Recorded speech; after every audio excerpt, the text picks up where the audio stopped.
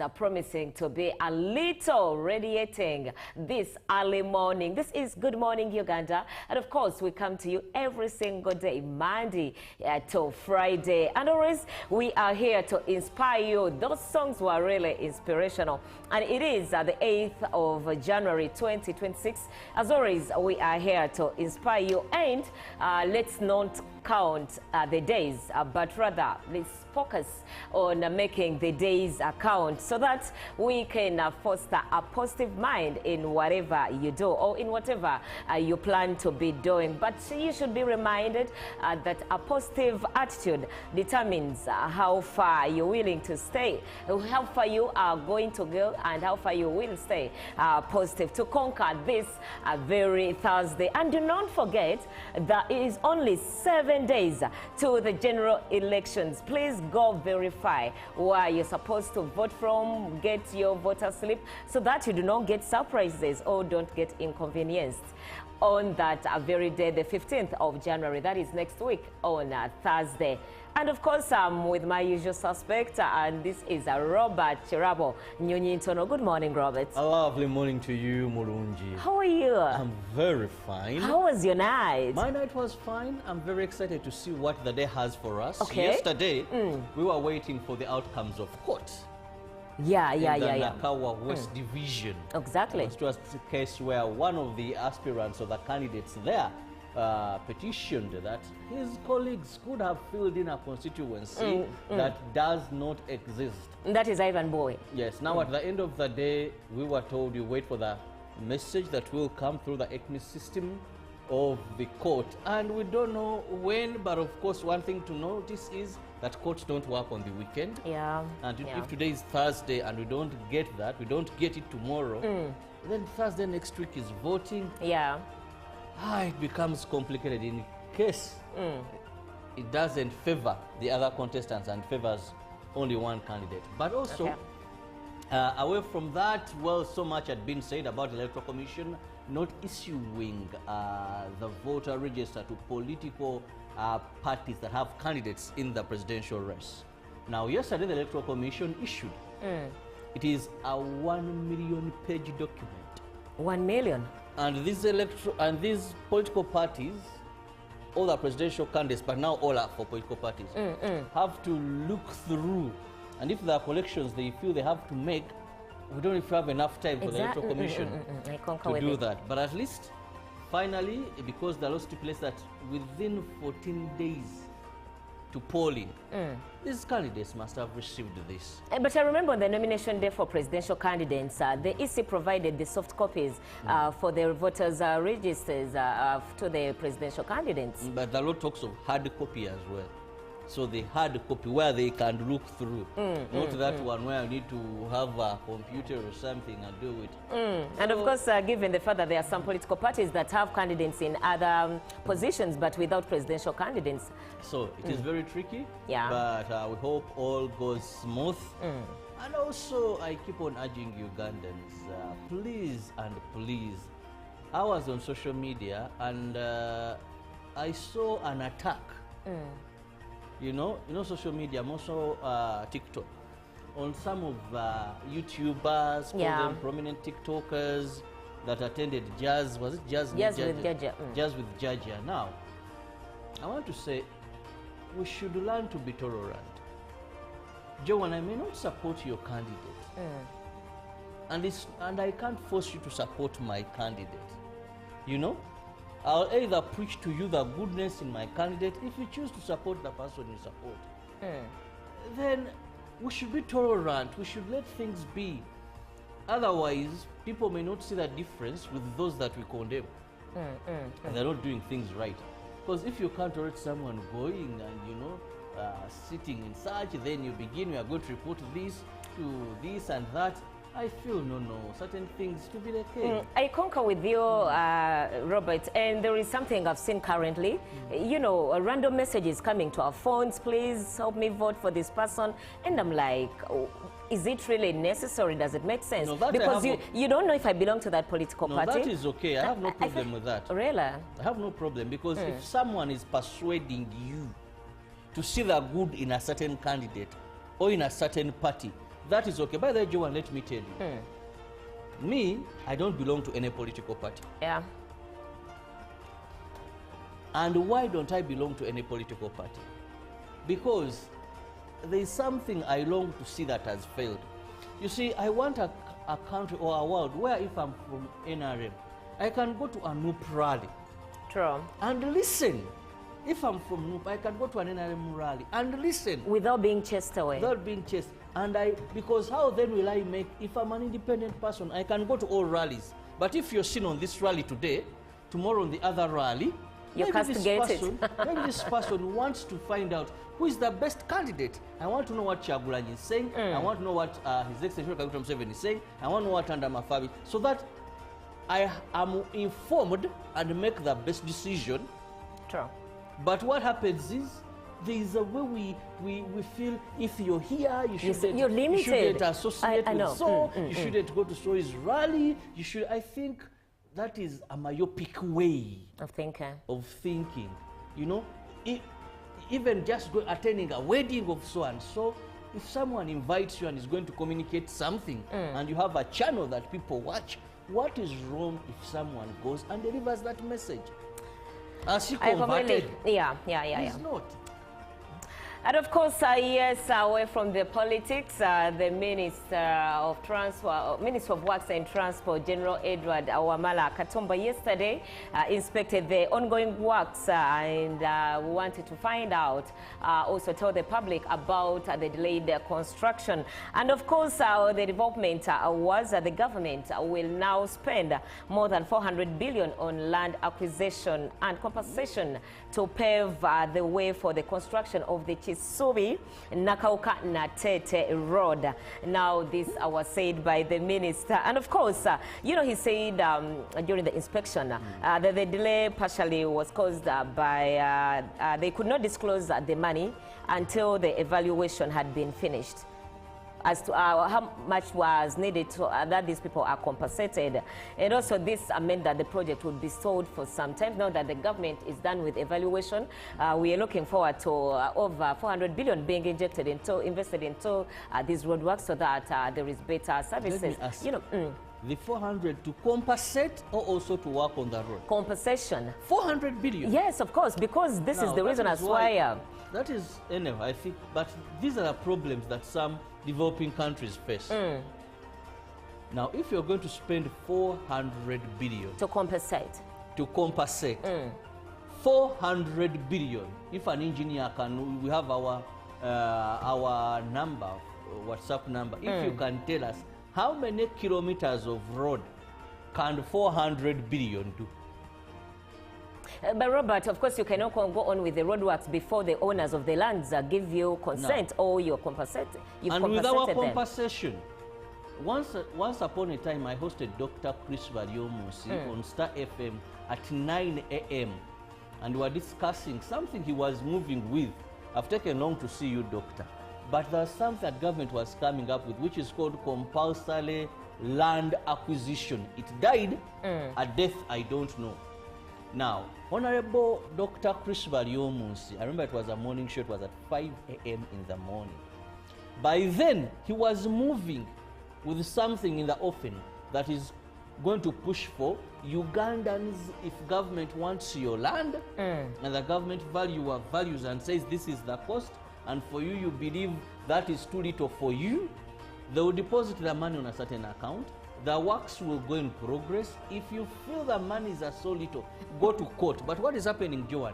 I've seen incidents where people know government is going to construct a road.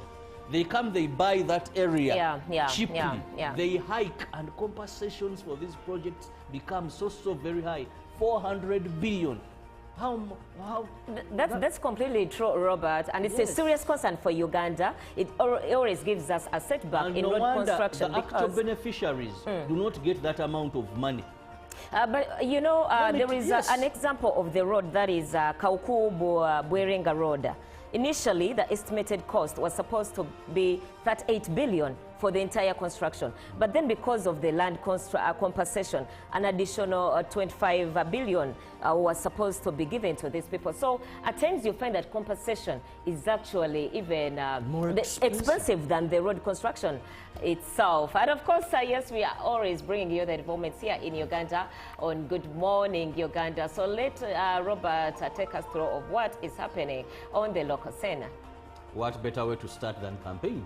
Of course. Well, the Buziga Islamic School Playground in Machindia Division of Kampala was filled to capacity with supporters of the National Resistance Movement as the NRM presidential flag bearer Yoweri Kaguta Museveni campaigned before continuing to Nakawa Division.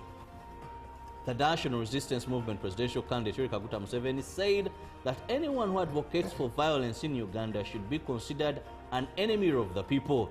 During his campaign in Machindia Division of Kampala, Museveni highlighted his 7 key contributions to Uganda, such as the increased tarmac roads, health facilities, schools, and job opportunities, which are all possible due to peace and stability he has established. To the voters of Nakawa Division, President Museveni put it to their side that if they do not wake up and desist from voting opposition politicians, nothing much will change their livelihoods and improve service delivery, but rather will lament throughout. Museveni reiterated this advice while campaigning yesterday evening in Nakawa Division.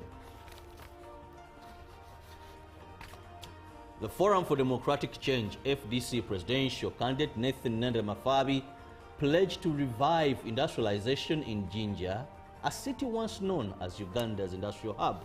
While campaigning in Jinja City and Jinja District, Mafabi said his government would prioritize empowering local communities to own industries, including sugar factories, instead of remaining laborers. Alliance for National Transformation presidential candidate General Mugisha Muntu said poor leadership and corruption have hindered Uganda's growth. Vowed to crack down on corrupt officials once elected president, General Mugisha Muntu made these remarks while rallying support for his presidential bid in Hoima City, emphasizing the need for change. The National Unity Platform presidential candidate Robert Kyagulanyi Ssentamu spent the day traversing the areas of Nakapripit, Amdat, and Moroto as he concluded his campaign in Karamoja region. Kyagulanyi encouraged voters in the area to vote for him as the best option, emphasizing the need to improve medication, schools, roads, and welfare of the residents. Kyagulanyi also emphasized the role his government will play in improving gold mining.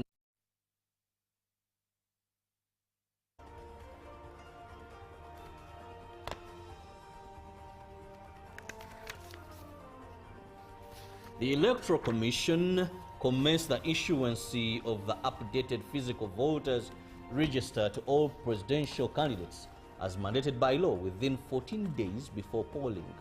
The National Resistance Movement and the National Unity Platform were the first political parties to collect the register, which comprises approximately of 1 million pages. As stipulated in the Presidential Elections Act, the Electoral Commission is required to provide the final updated physical copy of the voters register to all presidential candidates within 14 days before polling day. The Commission began issuing the register to 8 days to polling day and has defended the perceived delay. The National Resistance Movement, represented by its Secretary General, was the first to receive the volume match document containing voters' particulars. The Electoral Commission has explained that the compilation of the final register involved a rigorous screening process. The National Unity Platform, represented by the party's treasurer Benjamin Katana, while collecting the register, decided to verify key issues at the commission before taking the big volume document to their offices. Meanwhile, the commission said that despite the removal and addition of names during the verification process, the total number of registered voters remains unchanged at 21.6 million Ugandans. And finally, from the local scene, the new sworn-in chairman of the military Court-Martial, Brigadier Richard Tukachungwaru, assured Ugandans of justice and improved service delivery, swearing an oath of service and secrecy administered by the principal judge Abodo. The assurance was made during the swearing-in ceremony held at the Judiciary Headquarters in Kampala. This development follows a landmark ruling by the Supreme Court, which barred the General Court-Martial from trying civilians and handling criminal cases, a decision that temporarily halted its operation. The court further directed that the chairperson of the General Court-Martial must hold a rank of a High Court judge. Members must be qualified advocates, and appointments of members constituting the Military General Court-Martial Tribunal bench must be made by Judicial Service Commission. Well, that brings us to the end of our local stories this morning. Let Joanne take us through what the international scene has for us. And of course, on the global coverage, we are starting off with a U.S. immigration agent who fatally shot a 37-year-old woman on Wednesday in the city of Minneapolis. But the details of what led up to the incident have left a wide chasm between federal and local government officials. Now, the Trump administration officials claim the woman, identified as Renee Nicole Good, was a violent rioter attempting to run over immigration and customs enforcement agents when one agent fired defensive shots into her vehicle. But city and state leaders and Democrats nationally are disputing that account. Now, Minneapolis Mayor Jacob Frey claims that this was an agent recklessly using power that resulted in somebody dying, telling ICE agents, "Get out of our city." Multiple videos posted on social media by onlookers appear to show the moment of the shooting, which occurred around 10:25 local time. And from various vantage points, a maroon SUV was seen blocking a residential street in Minneapolis. A crowd of people who appear to be protesting are lining the sidewalk area. Multiple law enforcement vehicles appeared nearby, and immigration agents pull up to the vehicle parked in the street, get out of the truck, and order the woman behind the wheel to get out of the SUV. One of the agents tugs at the driver's side door handle. And of course, moving on, the UK Prime Minister Sir Keir Starmer was condemned for his pledge to send troops to Ukraine and tried to insist that any deployment would require a vote in Parliament during the First Leader's question time of the new year on Wednesday. Were troops to be deployed under the declaration signed, I would put the matter to the House for a vote, he said. But opposition leader Kemi Badenoch said it wasn't sufficient. No Prime Minister, Labour or Conservative, has failed to make a statement to the House in person after committing to the deployment of British troops. Now, his comments about making a statement in due course, quite frankly, are not good enough, she said. He is scared of us being able to ask him questions. Quoted, "Mr. Speaker, it is clear that the Prime Minister either does not have the detail or does not want to give us the detail. But this is important. He should be calling an urgent meeting of NATO leaders. He should have spoken to President Trump by now. This is important because if any such peace deal is breached, we would be in direct conflict with Russia," she added. Yesterday was a political declaration that sits under those military plans. If there were to be deployment, there would have to be a legal instrument. Deployment would only be after ceasefire to support Ukraine's capabilities to conduct deterrent operations and to construct and protect military hubs, Starmer added. And of course, from the continent of Africa, Burkina Faso reported on Wednesday that it had foiled a plot to assassinate President Ibrahim Traoré and other officials, now accusing former leader Paul Henry Sandawago Damiba of orchestrating and funding an operation from Ivory Coast. And in a televised statement from Ouagadougou, Burkina Faso's Minister of Security, Mohamedou Sana, revealed that the plot was scheduled for January 3rd at 8 p.m. He said that the operation aimed to neutralize President Traoré either at point-blank range or by mining his residence before a ground military intervention by external forces. Regarding the actors involved, for reasons of confidentiality to avoid compromising the effectiveness of the investigations, we will name only the principal actor. This is the former Lieutenant Colonel Paul Henry Sandawago Damiba, the minister alleged. His key mission was to design and plan the actions, to seek and mobilize funds, and to recruit civilians and military personnel. Sana also claimed Ivory Coast provided funding for the coup attempt. And of course, that is it from our global coverage. Let's look at what the press holds today. Well, allow me start with the New Vision this morning. And a big headline there, U.S. visa Ugandans to deposit 56 million. Now, massive crowds turn up at Museveni's Machindye Nakawa rallies. And local farm to produce rare medicine for bones. Battle for Kampala Central seat hots up. And we have presidential candidates outline pledges, but also on the top of the New Vision there, 3 EC database hacker suspects arrested. Well, let me quickly go to the Daily Monitor this morning. Why US issued tough visa rules for Ugandans get global recognition. Who are those? And EC issues final register 7 days to voting. Still in the Daily Monitor, who is who on the new court-martial bench? And the lizard comes in here regarding the US issuing tight or tough visa rules. It says maybe they have waited for our oil in vain. Well, that is what we have in the Daily Monitor and the New Vision. And of course, moving on to Kenya, the Daily Nation has a very big headline at the front page, and it says, TSC jobs, a grade 10 slot scandal. And officials made principals of national schools to discuss admissions, that is, and education. And over there beneath, a couple, 2 children killed in Karai crash. And of course, queries on shillings 4 billion crisis spending by the State House in Kenya.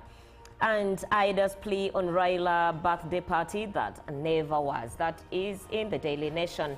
And moving on to Tanzania, the press there, the Citizen holds the biggest headline is government's a plan on industry and export businesses. It's a breakdown there over 22.9 trillion. And of course, Zanzibar eyes livestock investment boost with a new research hub. And beneath the Citizens at the front page is Trolls Paradise, exposing the sinister side of social media. And of course, Chinese nationals charged with economic sabotage. And of course, they are down beneath the Citizen says Venezuela to export $2 billion US oil to US in New deal with Washington. There is something for you there about energy, pain and relief as new fuel prices come into effect. Remember, we are talking about the Citizen. And of course, do not forget that you need to sip on Ugandan coffee. It is our nature. And Good Morning Uganda is enthusiastically brought to you by the Ministry of Agriculture, Animal Industry and Fisheries. You need to grab yourself Ugandan coffee. Venezuela to do what? Sorry, Venezuela is to export $2 billion US oil to US in New Delhi. During the days of where the colonial masters were taking over, that these people came with a Bible, but behind the Bible were taking raw materials and everything. And of course. Now, in the modern day, I think I'm just thinking that there is a country that may front reasons, but behind it maybe they have other intentions. They hit Gaddafi, oil and all that. They hit here, they hit there, they hit Rila. Now immediately a deal of oil comes in less than a week after the president was ousted. And of course, we are going to take a coffee break, but how about you listen to some nice music here on GMU? And coming in from EPAS is Tuli Kubigere. Good morning once again. Live from UPC Studios in Kampala, this is Good Morning Uganda. Urging Ugandans, please and please. I was on social media and I saw an attack. You know social media, I'm also TikTok, on some of YouTubers, call them prominent TikTokers that attended Jazz. Was it Jazz? Jazz with Jaja. Jazz with Jaja. Now, I want to say we should learn to be tolerant. Joan, I may not support your candidate. And I can't force you to support my candidate. You know? I'll either preach to you the goodness in my candidate. If you choose to support the person you support, then we should be tolerant. We should let things be. Otherwise, people may not see the difference with those that we condemn. They're not doing things right. Because if you can't tolerate someone going and, sitting in such, then you are going to report this to this and that. I feel no, certain things to be the case. I concur with you, Robert, and there is something I've seen currently. Random messages coming to our phones, please help me vote for this person.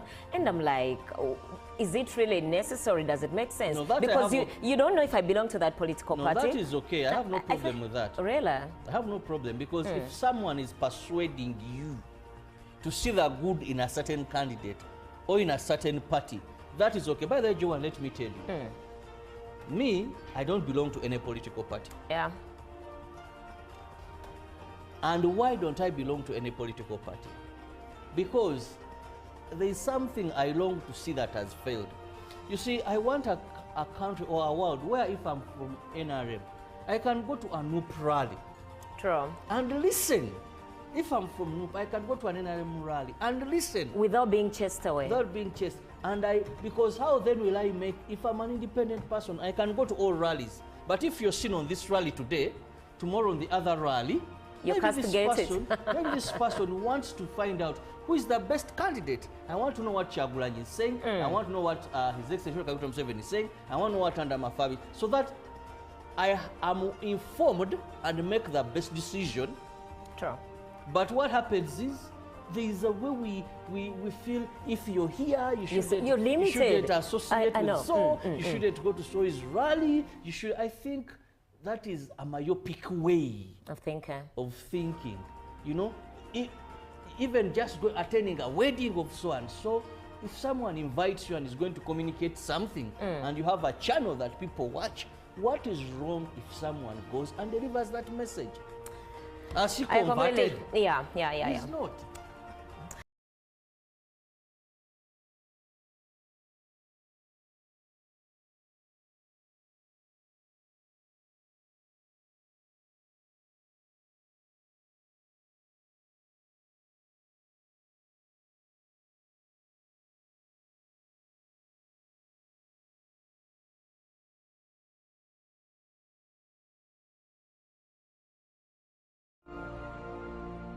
Pick of the day on UBC. He expected me to die like within the first 2 years. Out of the blue, the child will get pains, especially in the wrists.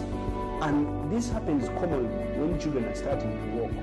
Was brought to you by I'll call you every day, yeah, yo, may don't know. You can now get all the Chibuzi out with MTN voice bundles. Call all networks Kubei Dondoro. Buy a 25-minute voice bundle for only 1,000 or buy any daily voice bundle of your choice. Dial *100*21# and select daily or use the My MTN app. When we talk together, we are unstoppable.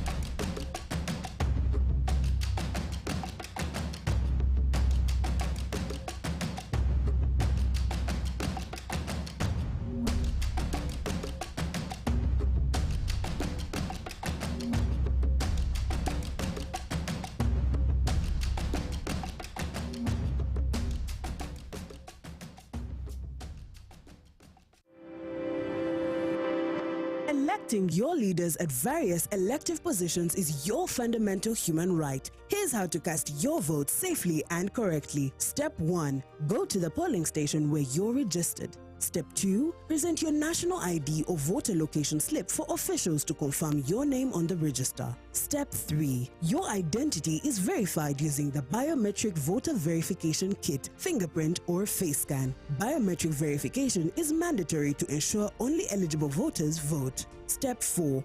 Your ballot is scanned and issued to guarantee it's valid. Step 5. Mark your choice in secret, cast your ballot, and get inked. Polling runs from 7 a.m. to 4 p.m. Your identity protected, your vote secure. Turn up and vote. My vote, my voice.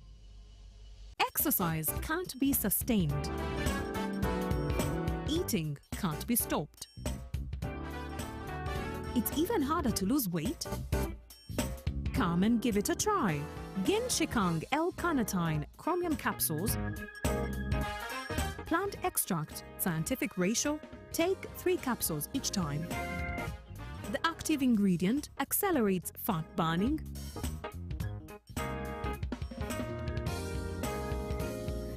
eat twice a day, don't take a detour. Weight loss starts now.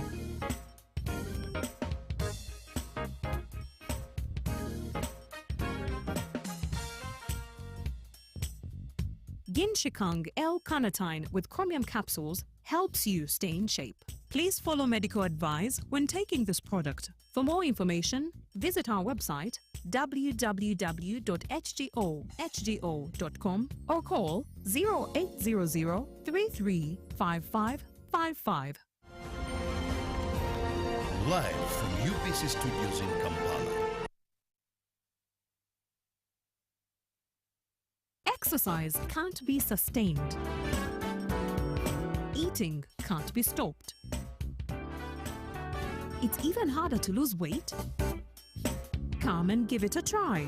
Ginshikang L-carnitine chromium capsules, plant extract, scientific ratio, take 3 capsules each time. The active ingredient accelerates fat burning,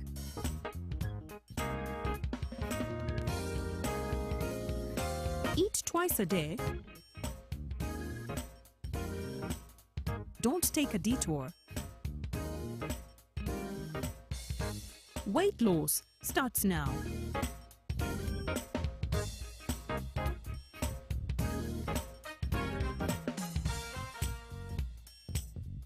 Ginshikang L-carnitine with chromium capsules helps you stay in shape. Please follow medical advice when taking this product. For more information, visit our website www.hgo.com or call 0800 335555. My question is, what is the difference between rental tax and income tax? How comes I'm paying both taxes on my own premises? If you want to have a tin, but you are not making any income from your business, you should take on the obligation to continue filing your nil return. Commissioner General, to invest in taxation. When people understand taxes and they know the importance of taxes and they know the fair assessment of these taxes they're supposed to pay, I think everybody will embrace taxation. As banning groupage cargo, clearance protects small traders who cannot afford to import full container loads individually and rely cargo to come in groupage is consolidation, it's legitimate, and we can't ban it. What we have banned, or what we have stopped, is the use of container leaders. Now, Fiona, the good news I have for you is that among the new tax proposals, now you can get direct answers. Send your tax-related questions via WhatsApp or SMS to 0790-141-887, and the Commissioner General of URA, John Musinguzi, will personally address them. Tune in to UBC News Tonight every Monday and Wednesday for expert insights and clear explanations. Buza Commissioner. Live from UBC Studios in Kampala, this is Good Morning Uganda.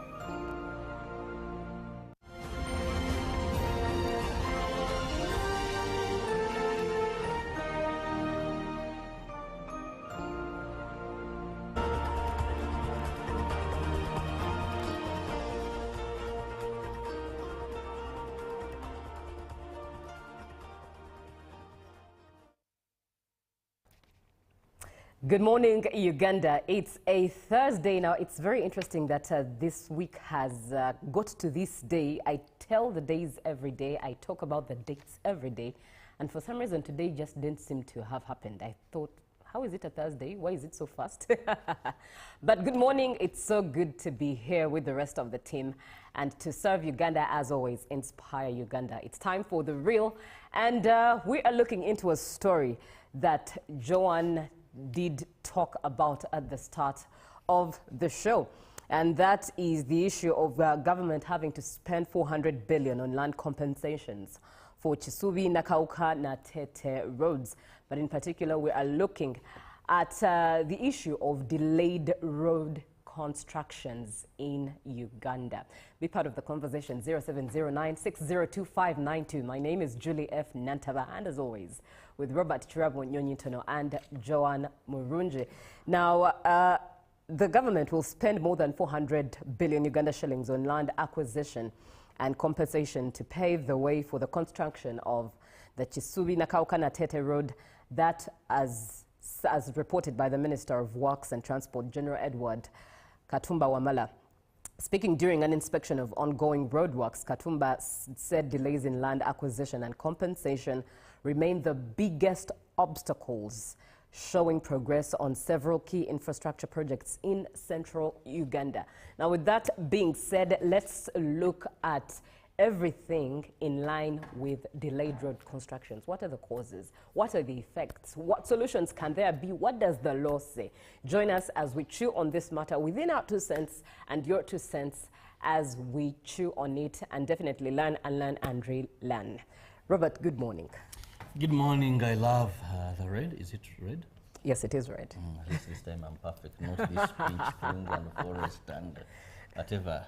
It's it red. Is red. Yes, it is red. Okay, yeah, I love the red. Thank you very much. You look smart. Thank you. Joanne, good morning. Good morning, Julie. How are you? Very well, thank you. How was your night? It was well. I'll start straight with you for you to just share a bit of examples of stalled road constructions that we have around and probably due to a few causes here and there.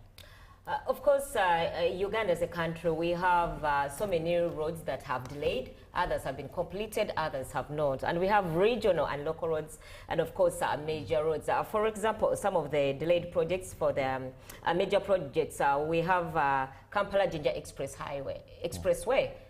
That one hasn't been touched at all, but it was in plan to have it effected. When you look at the stretch from actually Nakawa through Boyoge, Reseta, Mokono, even the maintenance that is done already is actually becoming... Remember, the Electoral Commission officers had to shift to pave way for that mega project. Exactly. It's experienced delays despite being a high-demand road. It connects to the border, Malaba, the Restoro, and it's a very busy road. So, with the significant costs incurred, there was stalling of that project. And another major project was Chibuye-Busega-Mpigi Expressway. It is actually not was, because it's not yet completed. We also have the Muyembe-Nakapiripirit.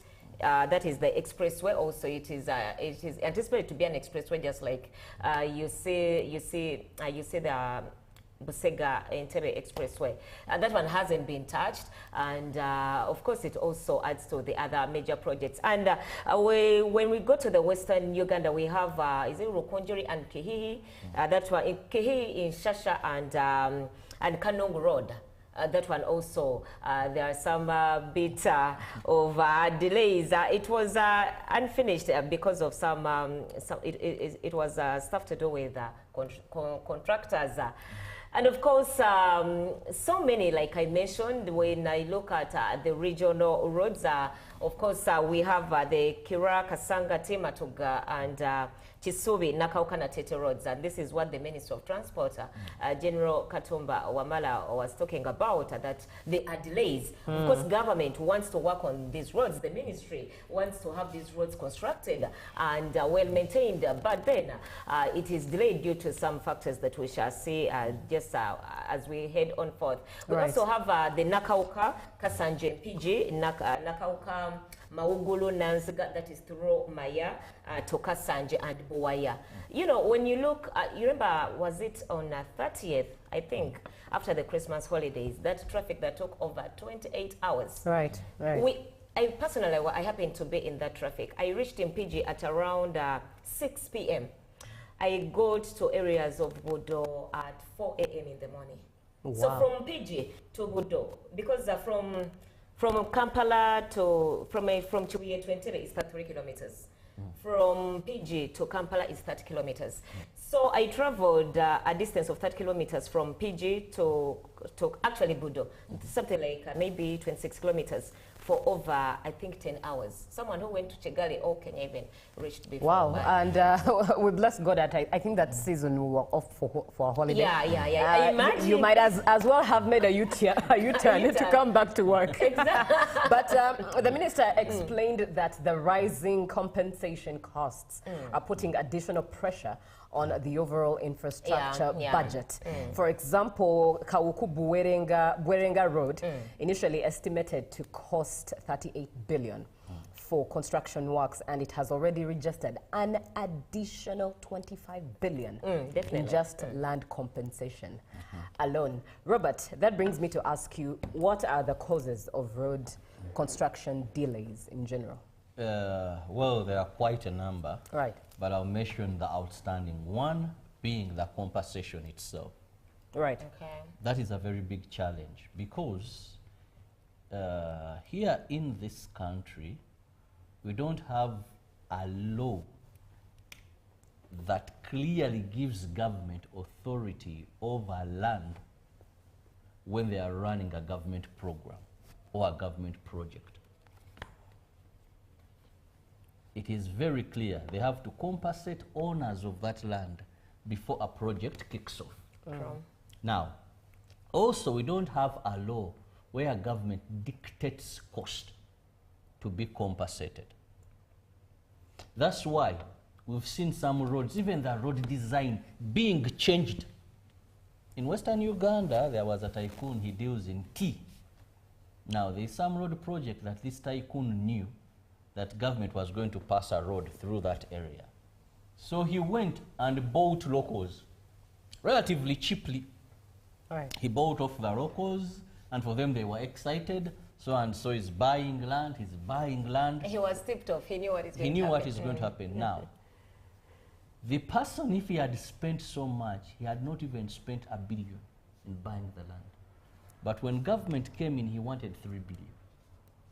And not so much of a stretch that government even had to change the road design because the money was so much. Now, why I don't have a law that when the government valuer at least comes and says, but this is the least we can pay to have this project run. No matter one time we had a saying there is a willing buyer and a willing seller. So what happens is people know government buys better. Let me tell you, if a plot of land in a particular area is around 56 million, if you're buying it, me and you, anybody, when someone knows government is buying and they have a project, that plot of land is going to shift to maybe 100. It doubles.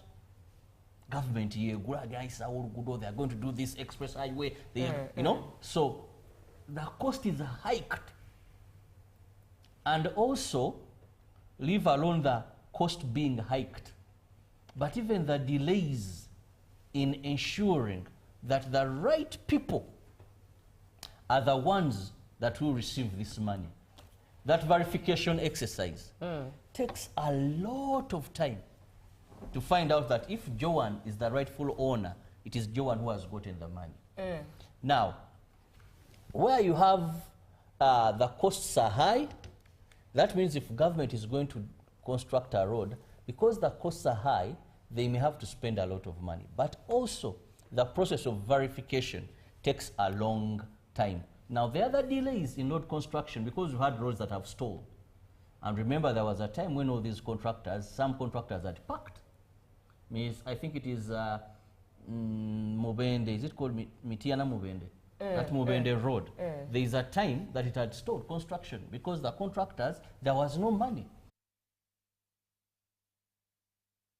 to the contractors happened. And even now, the road is not yet complete. Yes.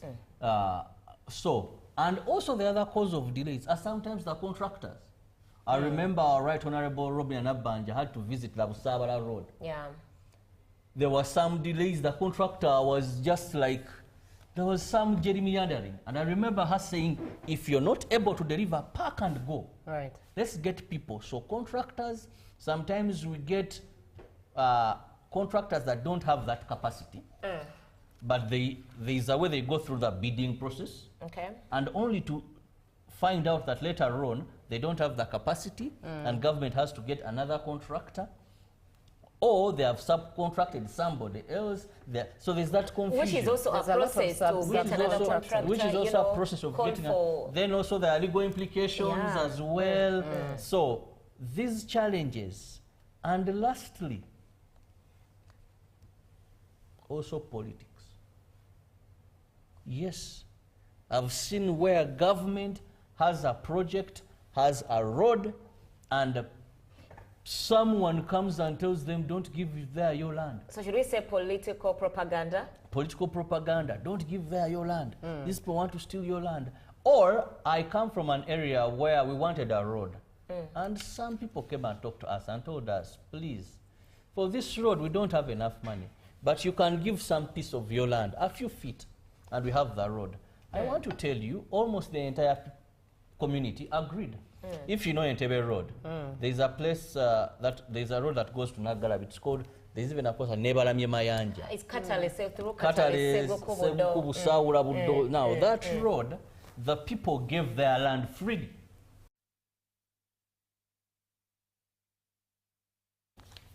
That, you know what, someone got the money, now resist by a certain politician. Right. I pray he doesn't return to parliament because he was against a government program. I actually remember that time it is Haji Chimba who talked to, he was the LC3 chairperson for Chengira Town Council by then, and he's the one who persuaded, who talks to the residents so that they can give in their land. That land, yes. So and politics also becomes a problem sometimes. Yes, and of course we've seen many political players, even in the city here, who will always oppose anything as a development. But also briefly, Julie, before I forget this point, as we talk about road compensation for these people, I ask the IGG to intervene seriously. Right. Because most of the people, the money that they sign for, a number of people, the money that they sign for is not the money that they are given. This process, General Katumba Wamala has said 400 billion is going to be given to people. But someone should go back and ascertain if Julie's land, Julie is supposed to get 60 million Uganda shillings. Is Julie given 60 million Uganda shillings? Or is Julie receiving 30 million? Good morning, Uganda. Let's hope that the 4 billion is really going to the people for compensations, because it's always said so, but in the actual sense, the landowners only receive peanuts. Otherwise, we cannot wait for that route to be worked on. This is Edson Mohanji in Entebbe. Now, Robert did say there that, of course, the law is quite unclear. There is no law for the government to probably dictate, to curb the government on how much to dictate or what limits, maximum or minimum prices to dictate, but also even for landowners in their ask. There's no law clearly stating that. So, John, perhaps you would shed more light into what we have as a law to govern what we can handle.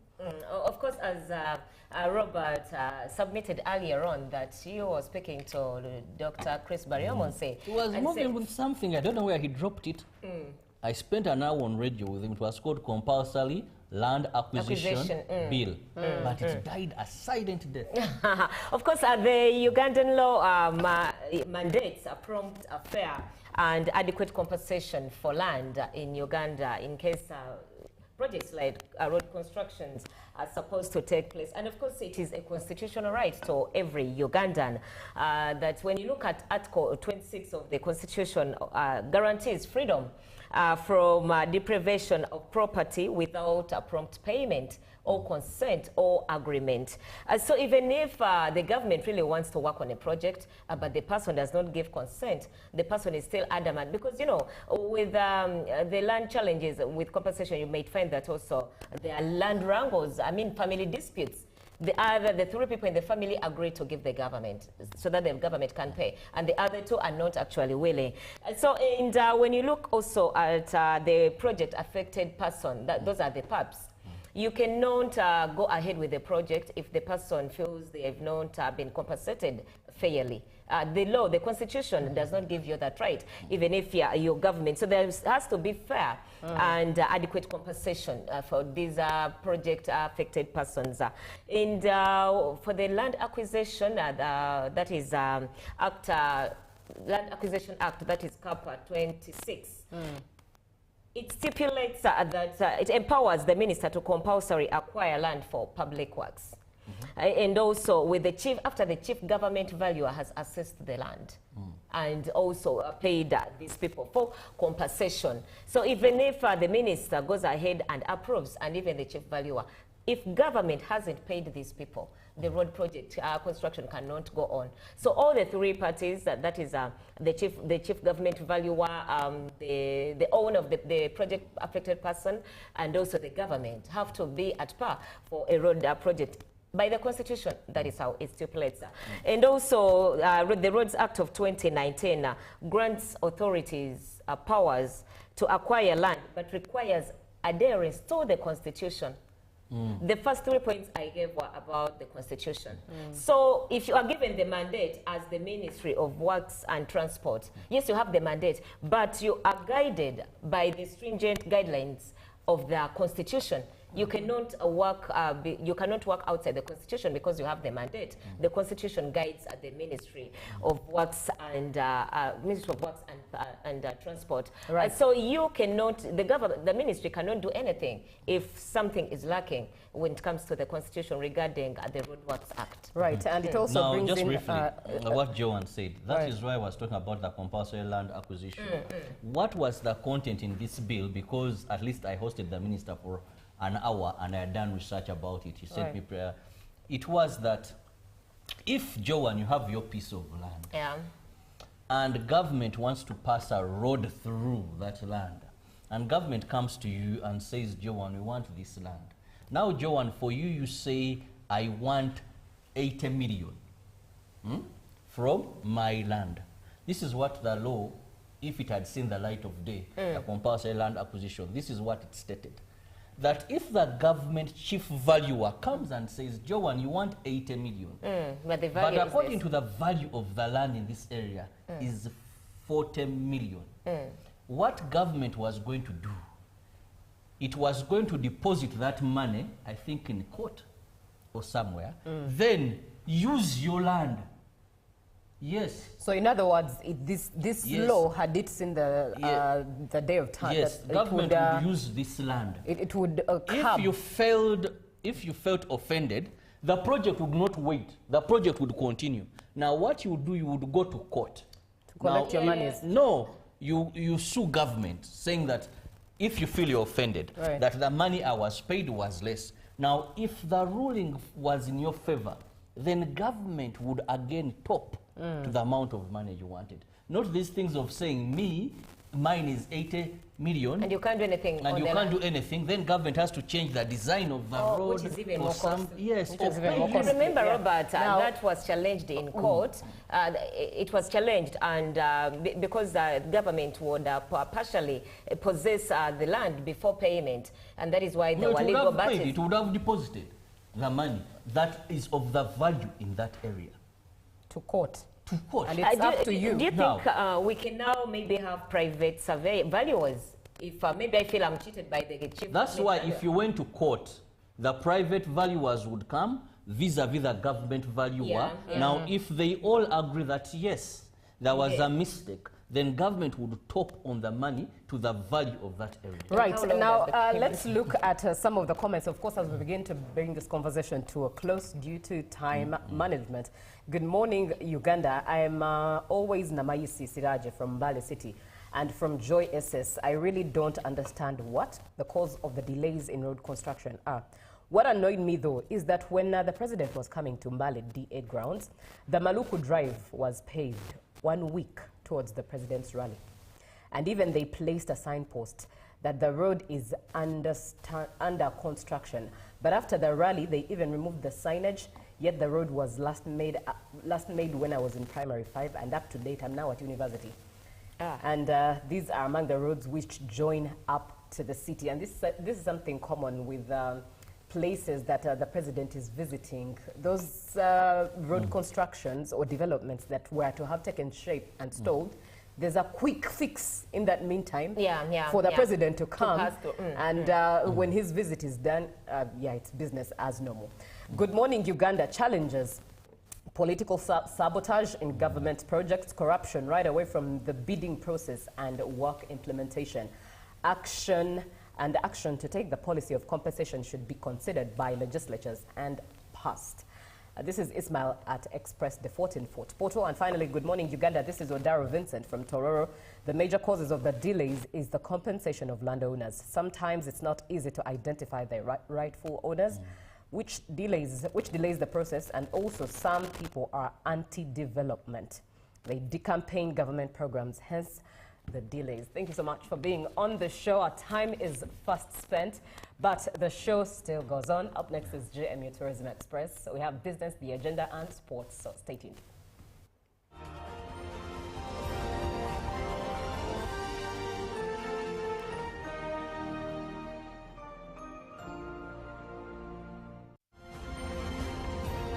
Live from UBC Studios in Kampala, this is Good Morning Uganda. Exercise can't be sustained. Eating can't be stopped. It's even harder to lose weight. Come and give it a try. Genshikang L-carnitine chromium capsules, plant extract, scientific ratio, take 3 capsules each time.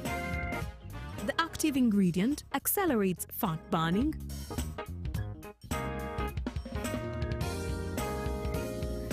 eat twice a day, don't take a detour. Weight loss starts now.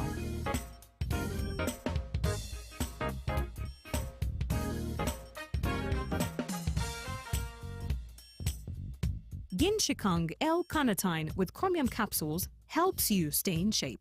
Please follow medical advice when taking this product. For more information, visit our website www.hgo.com or call 0800 335555. Ndugu zangu wana Uganda, mimi ni Mwesi Isaac, mwenyekiti wa chama cha NRM chiisha Radio Uganda. Kama tunazungumuza kulinda mafanikio, tunamaanisha kulinda maendeleo ya kijiji na kukua kwa miji. Kwa kipindi cha miaka 40 ya uongozi wa Rais Jenerali Yoweri Kaguta Museveni, serikali ya NRM imetoa mwongozo kwa Uganda muundo wa mitandao wa mijini kuongoza maendeleo ya mikoa. Leo kama jiji kama vile Masaka, Gulu, Fort Portal na mingine imeimarisha ugaji wa madaraka, kuboresha mipango ya miji na kuleta umuhimu wa huduma karibu na wananchi. Katika jiji la Kampala, juhudi zimechukuliwa kwa jiji bora zinaendelea kwa kuboresha uongozi wa miji, huduma ya mfumo kwa digitali, kwa mipango ya mazingira na kuratibu serikali za miji mkuu. Agiza miji na kuwa imeimarisha jinsi inavyoendelea kuwa jiji kubwa lenye usafi, ukiongozwa na viongozi wa jiji la Kampala pamoja na waziri wa jiji la Kampala Hajati Misa Kabanda, mkurugenzi mkuu wa jiji la Kampala Hajati Sharifu Abuzechi na naibu wa waziri wa jiji la Kampala Kabuye Chopatogabye. Mchague Rais Jenerali Yoweri Kaguta Museveni kuendeleza maendeleo, ubadilifu, ufanisi na kulinda maendeleo ya Uganda na mafanikio. Live from UBC Studios in Kampala, this is Good Morning Uganda.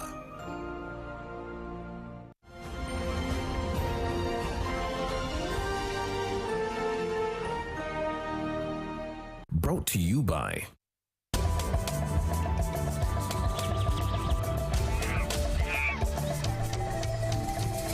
Uniquely Ours. Explore Uganda.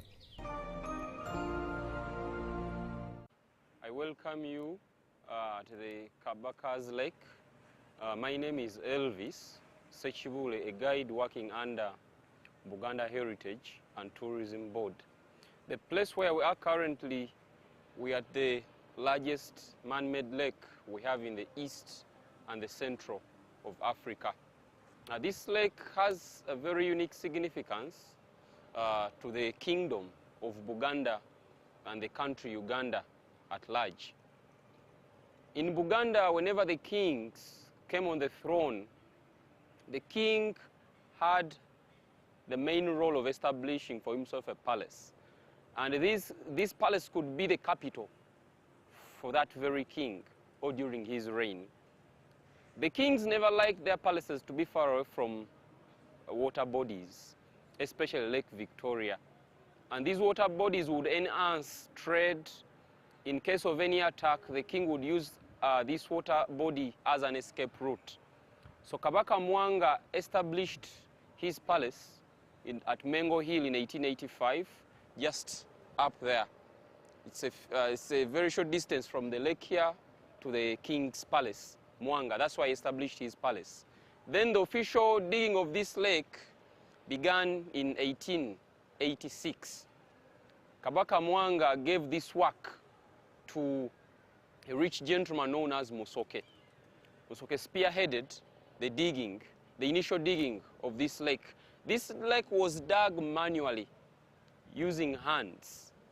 They could use tools, the local tools like hoes, spades, baskets, which could help them to cut out mud and dump it up there. Actually, most of the county chiefs in the kingdom, they were in charge of overseeing and looking after this work which was being done here. People could wake up early morning at exactly 6 a.m. and they could leave work at exactly 6 p.m. late in the evening. County chiefs, they could come here and inspect the rolls, and Musoke was the chief who could instruct the digging. Later, Musoke failed, and the work was taken to Kagwandi Mukulaga. That was his name. Kagwandi Mukulaga did the second stage of the digging of this lake, and later Wakome Chiengera finalized this work. The intention of this lake was to reach Lake Victoria along the river which crosses to Chibuye, then Narukolongo. The king had a palace in Munyonyo, that side. In his Munyonyo palace, that's why he could carry the goods from Munyonyo to the palace, or from the palace of Mengo, then to Munyonyo. So this lake is sitting in between two hills. We have the hill of Mengo and the hill of Rubaga. And actually it has two roads which cross it. We have Nabunya Road and then Mengo Ring Road. Before this lake was established, this was a swamp which was commonly known as Nsike. Nsike was the swamp where the Bagana people could do their athletics, especially wrestling and entertainment of the king. During the reign of Kabaka Daudi Chwa, on the island which is in the middle of the lake, which you can see, it has a name. It is called Nambi, Nantutululu. That's why he could sit and entertain him with boat racing and then arm wrestling in the mud here. This lake has a lot of importances today. It's a tourist attraction in the middle of Kampala, and it houses a number of bird species. We have great cormorants, we have the Hadada ibis here, we have the open-billed stork, we have the cattle egrets, and many, many others. So visitors who are passionate about birding, Kabaka's Lake in Kampala is also a priority. More on this, to be more specific, this lake houses a number of fish species. In the future plans of the kingdom, for those who will be passionate about sport fishing, this will be a very, very good place. It has generated a number of employment opportunities to people living around it. The youths who wash vehicles around here, it has enhanced also building activities. the hotel where we are currently, Popo, St. Lawrence University, and other infrastructure around, whereby they drain water from this very, very lake. It is called the Kabaka's Lake.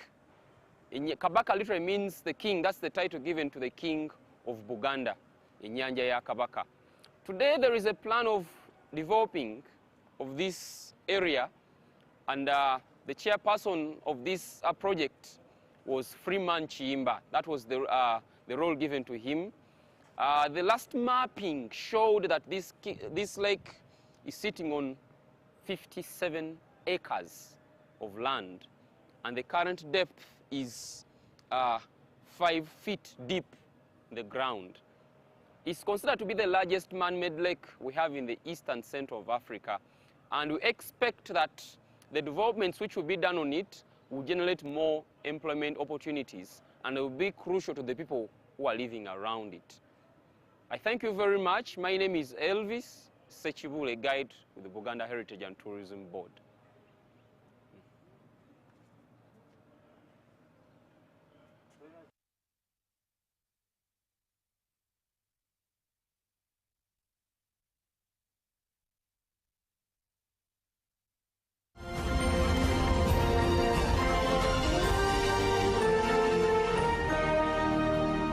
Brought to you by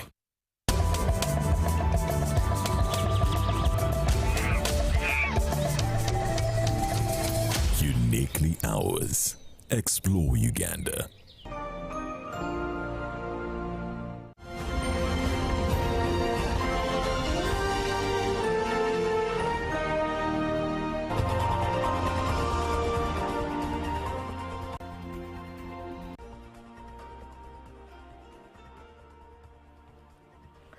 Good morning once again. Welcome back from Tourism Express, that is proudly brought to you by Uganda Tourism Board. Uganda Tourism Board, yes. Sorry, I almost said boss. And of course, yes, they are the bosses of tourism here in Uganda. It is now time for our corporate news, and do not forget to grab yourself Ugandan coffee. It's in our nature to make sure we do drink Ugandan coffee, and we are proudly brought to you and funded by the Ministry of Agriculture, Animal Industry and Fisheries. Now let's start off with our investment news. The Vice President, Major Retired Dr. Jessica Alupo, launched the Greater Luwero Investment Forum, a non-government and non-profit platform aimed at promoting inclusive and sustainable development across Luwero, Nakaseke and Nakasongola districts. Now speaking at the launch in Luwero district, Alupo urged Ugandans to invest in the country's 4 key wealth and job creation sectors, and that is to mention commercial, agriculture, industry and manufacturing, services and information and communication technology. Now delivering President Museveni's message as he campaigns ahead of the forthcoming general elections, Alupo encouraged citizens to move from subsistence to market-oriented production, embrace value addition, entrepreneurship, digital innovation, and fully utilize existing infrastructure to fight household poverty and grow the economy. Here is the investment. The Republic of Uganda has officially launched the Greater Luwero Investment Forum. Vice President of Uganda, as His Excellency the President has been telling you and all the people of Uganda, wealth and jobs are in the 4 sectors of commercial agriculture with Ejibalo, Aimar, Otita, or Churura. And it should be in intensive or extensive. The second sector is manufacturing, industry or artisanship. The third one is services, i.e. tourism, hotel, transport, etc. And the fourth is ICT, when you can do jobs by outsourcing. Today, in Luwero Triangle alone, we have slightly over 500 factories scattered across Nakasongola, Luwero itself here, Nakaseke, Bombo, Kapeka, etc. And Kapeka alone has over 40 industries. And as you have seen the products, and His Excellency the President and his team started. President Yoweri Kaguta Museveni n'ekibinja kye batandika specifically with Mr. Mulwana James. Okusingira ddala ne Mr. Mulwana James. There were only 80 factories in the whole country. Mu ggwanga lyonna walimu amakolo 80 gokka. Only 145 districts, there were only 80 factories. Omu disitulikiti zonna just amakolo 80 gokka. So we have a reason to celebrate today. Tulina ensonga y'okujaganya leero. To thank God. Okwebaza Katonda. To pay gratitude to Him. Okumuddiza ekitiibwa n'amatendo. As it was done by religious leaders here. Nga bwe kikoleddwa abakulembeze b'enzikiriza wano. And of course, in a bid to have service delivery optimization, the government has taken a strategic step to enhance local economic coordination and public sector efficiency by equipping local government communication officers with laptops. The initiative is expected to improve information flow on government programs, investment opportunities, and job vacancies, supporting better service delivery and wider public participation in local development. Now, the Permanent Secretary, Ministry of Local Government, Ben Kamumanya, emphasized that effective communication strengthens transparency and accountability, creating an environment that supports business growth and employment at the local government level. Let's have a look at this report. You don't attract them. We are not. We have started off the year with empowering our communication officers at local government levels, local governments, municipalities, and new cities who are about 170 plus, with computers that are going to support them to communicate government programs in the communities where they reside or where they work. Before, our communication officers have been facing a number of challenges. Now the world has gone digital, but they were only able to ride on the traditional means of communication, writing newspaper articles or press statements. But today we have seen that with the digital transformation and technology evolving, people need to be present online, on X, on WhatsApp groups, on TikTok, and any other social media platform to be able to inform the public what government is doing. For example, today we have seen the government has constructed a number of schools, constructed roads, constructed hospitals, set up computer labs, and so many others. But does the public know what is going on in these communities at the grassroots? There are problems, and I think now that you are armed, jobs have been advertised. They should have a network, because sometimes we are told that you advertise for engineers, you don't attract them. We are not sure whether that information would be spread effectively. So I'm calling upon them, and I announced that we have 28 engineers, jobs of district engineers. We have 18 jobs of district health officers. We have 14 jobs of DEOs, that they should have a network. When there is an advert in another district, this communication officer also announces it in his or her district. To call upon Ugandans who are qualified, who can go for these jobs. So we are also closing that gap, where because of lack of information, people may not respond. I mentioned them that in total, for head level departments, in total, because head level departments are 9, the data I have from my dashboard is that 120 jobs of district head level departments is there for filling in the current period. So this will help us now to share information and to network and to be able to take advantage of the digital revolution that we have with all number of facilities available to communicate information for development, national reconstruction, and socio-economic transformation. There are problems. And of course, from our project updates, the Minister of Energy and Mineral Development, Dr. Ruth Nankabira, alongside her Tanzanian counterpart, have toured the marine storage and terminal facility in Tanga region to assess progress of the oil export infrastructure. Now, the MCT facility is a key component of the ECOP downstream export system. Let's have a look at the tour. The visit of the Marine Storage and Terminal Facility in Tanzania's Tanga region highlights the strong political commitment and cross-border cooperation between Uganda and Tanzania in delivering the ECOP project, which is expected to play a transformative role in regional energy development and economic integration. We have high hopes as East Africa that our economy is on the right track. Actually, it's going to double or even triple with the injection of this kind of investment.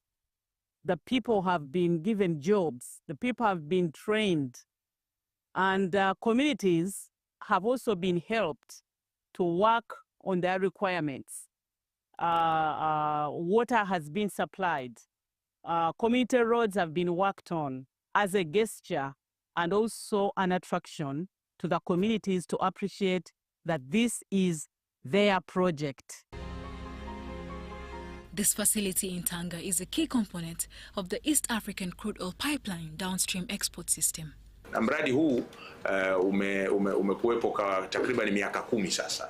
This project has been going on for about 10 years. We started in 2016 and we are currently approaching its completion. In July this year, the project here in Tanga will start facilitating crude oil exports. Kuweza kuelekea Tanga na hatimaye kwenda kuwa refined. Mradi huu This project has benefited the Tanga community. It is estimated that over 10 billion shillings have so far been spent in compensating the project-affected persons. In addition, over 9,000 people have been involved in the construction works of the pipeline and supporting infrastructure. And this is a big portion compared to Uganda. Construction of the mooring and bathing dolphins is now about 85% complete, while supporting infrastructure including electrical, instrumentation, telecommunications, security systems and the onshore support have already been completed. I must congratulate you to this far that we have reached, and I'm not worried the project will be completed, and it will be completed on time, because it is a facilitating project to upstream development. Absolutely. Total and CNOOC are continuing to drill. They are continuing. They are at 70%, they are at 80%. As I speak now, we have enough wells that they have drilled that will enable us to see first oil this very year, 2026. The entire marine storage and terminal facility is scheduled for commissioning in the first quarter of 2026. Charlotte Amuge for UBC. And of course, let's dive into the rates of Forex as they sold on 7th January 2026 by Bank of Uganda, commencing with the US dollar that bought at 3,615.09 and sold at 3,625.09. By midday, the dollar bought at 3,602.18 and sold at 3,612.18. And by close of business, the buying rate for the dollar was 3,599.41 and sold at 3,609.41, whereas the Great British Pound bought off at 4,864.26 and sold at 4,879.19. And the Euro bought at 4,214.17 and sold at 4,226.22. The Kenyan shilling, however, bought at 27.92 and sold at 28.04, And the Tanzanian shilling bought at 1.43 and sold at 1.48. While the South African rand bought at 219.42 and sold at 220.07. And of course, that brings us to the end of GMU Business. Don't forget to grab yourself Ugandan coffee. It is in our nature. We are sponsored by Ministry of Agriculture and Industry and Fisheries. Coming up is the agenda. Good morning, Uganda.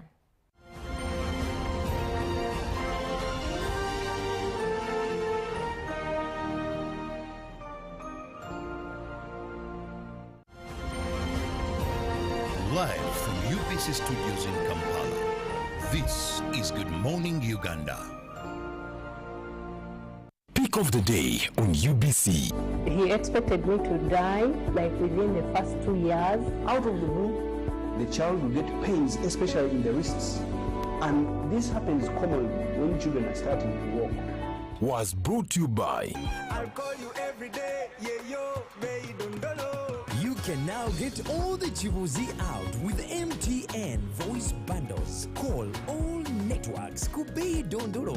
Buy a 25-minute voice bundle for only 1,000. Or buy any daily voice bundle of your choice. Dial *100 *21 hash and select daily or use the My MTN app. When we talk together, we are unstoppable.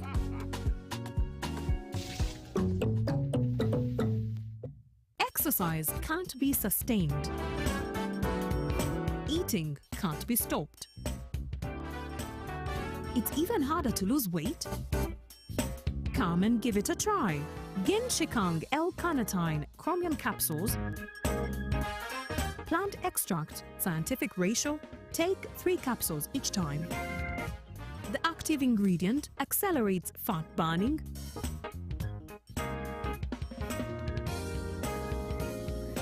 eat twice a day. Don't take a detour. Weight loss starts now.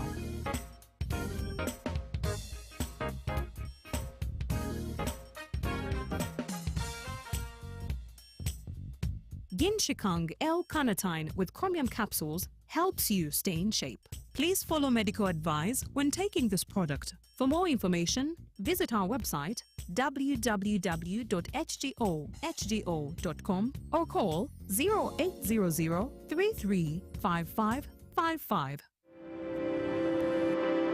Electing your leaders at various elective positions is your fundamental human right. Here's how to cast your vote safely and correctly. Step 1. Go to the polling station where you're registered. Step 2. Present your national ID or voter location slip for officials to confirm your name on the register. Step 3. Your identity is verified using the Biometric Voter Verification Kit, fingerprint or face scan. Biometric verification is mandatory to ensure only eligible voters vote. Step 4. Your ballot is scanned and issued to guarantee it's valid. Step 5. Mark your choice in secret, cast your ballot, and get inked. Polling runs from 7 a.m. to 4 p.m. Your identity protected, your vote secure. Turn up and vote. My vote, my voice.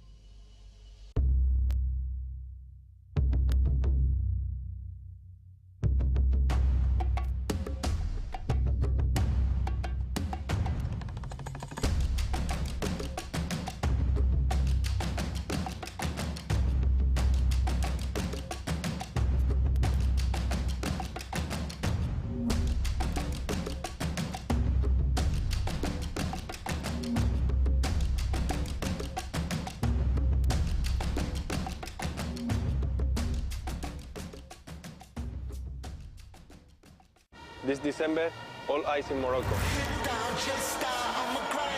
Africa assemble.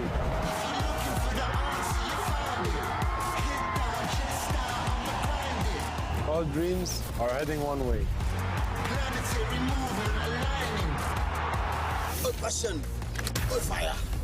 Because here, we play different.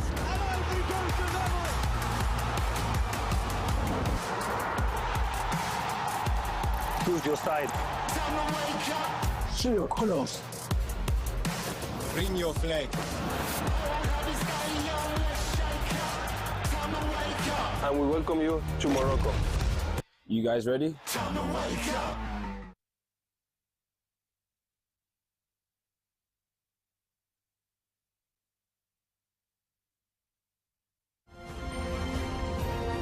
Live from UBC Studios in Kampala, this is Good Morning Uganda.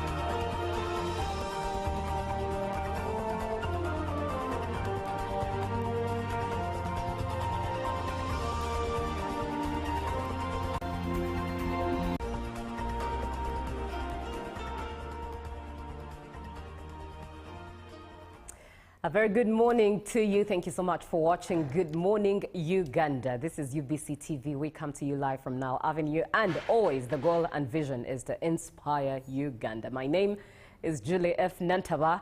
It's time for the agenda. The show is brought to you by the Ministry of Agriculture, Animal Industry and Fisheries, and that is why, as you can see on set, we all have our Uganda coffee.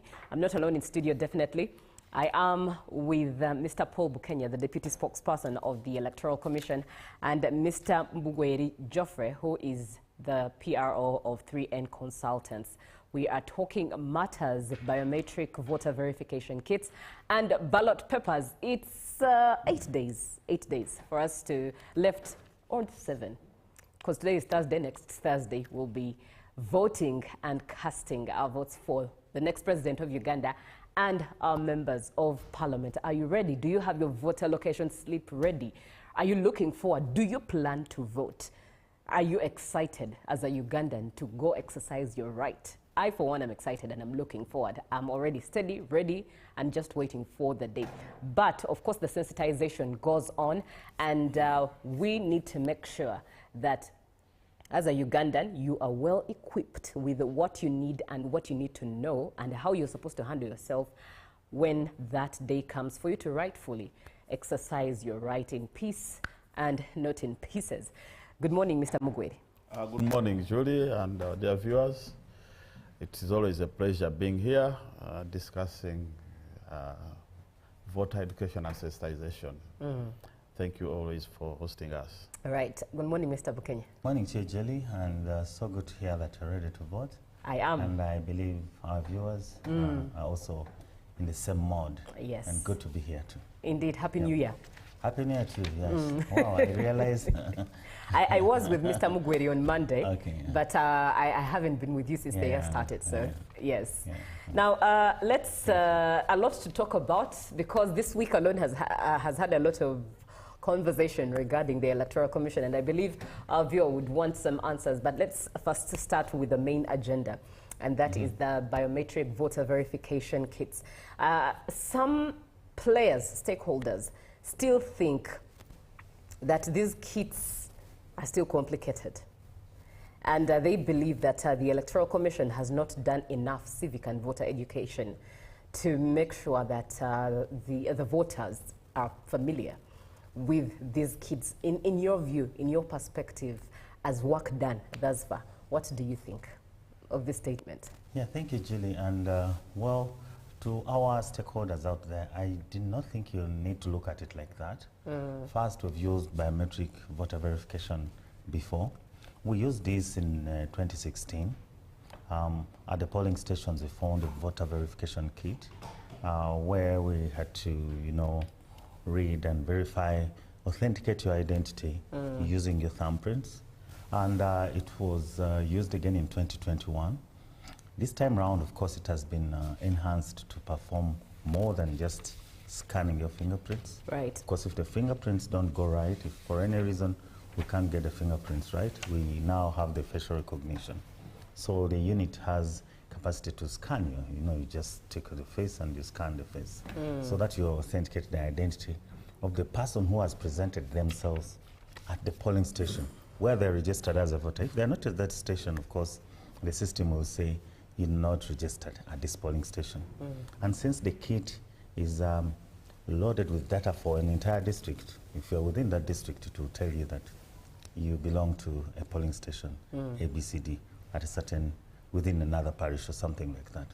So, except, of course, right now, the other role that the biometric is going to play is that it is now mandatory.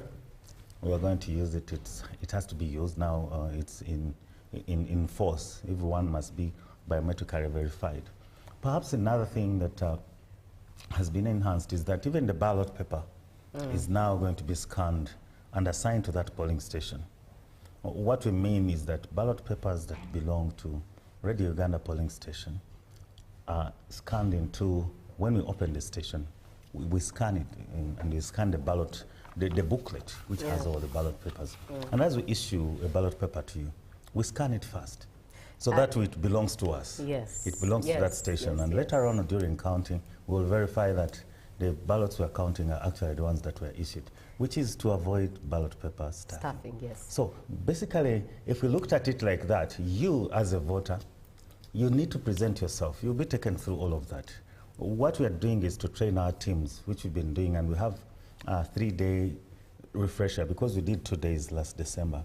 We have a 3-day refresher to make sure everyone is up to the task. When you present yourself, you will go through biometric verification. So there's no need to worry and no need to be anxious. But I know the anxiety. Yes, the anxiety is definitely there. And in just a bit, I think I'm going to ask you to just give us a detailed picture of how this ballot paper is interacting with this machine from the start of the process when I come to vote until I finish the process and leave the polling station, and just in just a bit. But let me come to you, Mr. Mugwe. Thank you so much for always coming through. I know these are questions you've answered, but repetition is the best way to get some points across.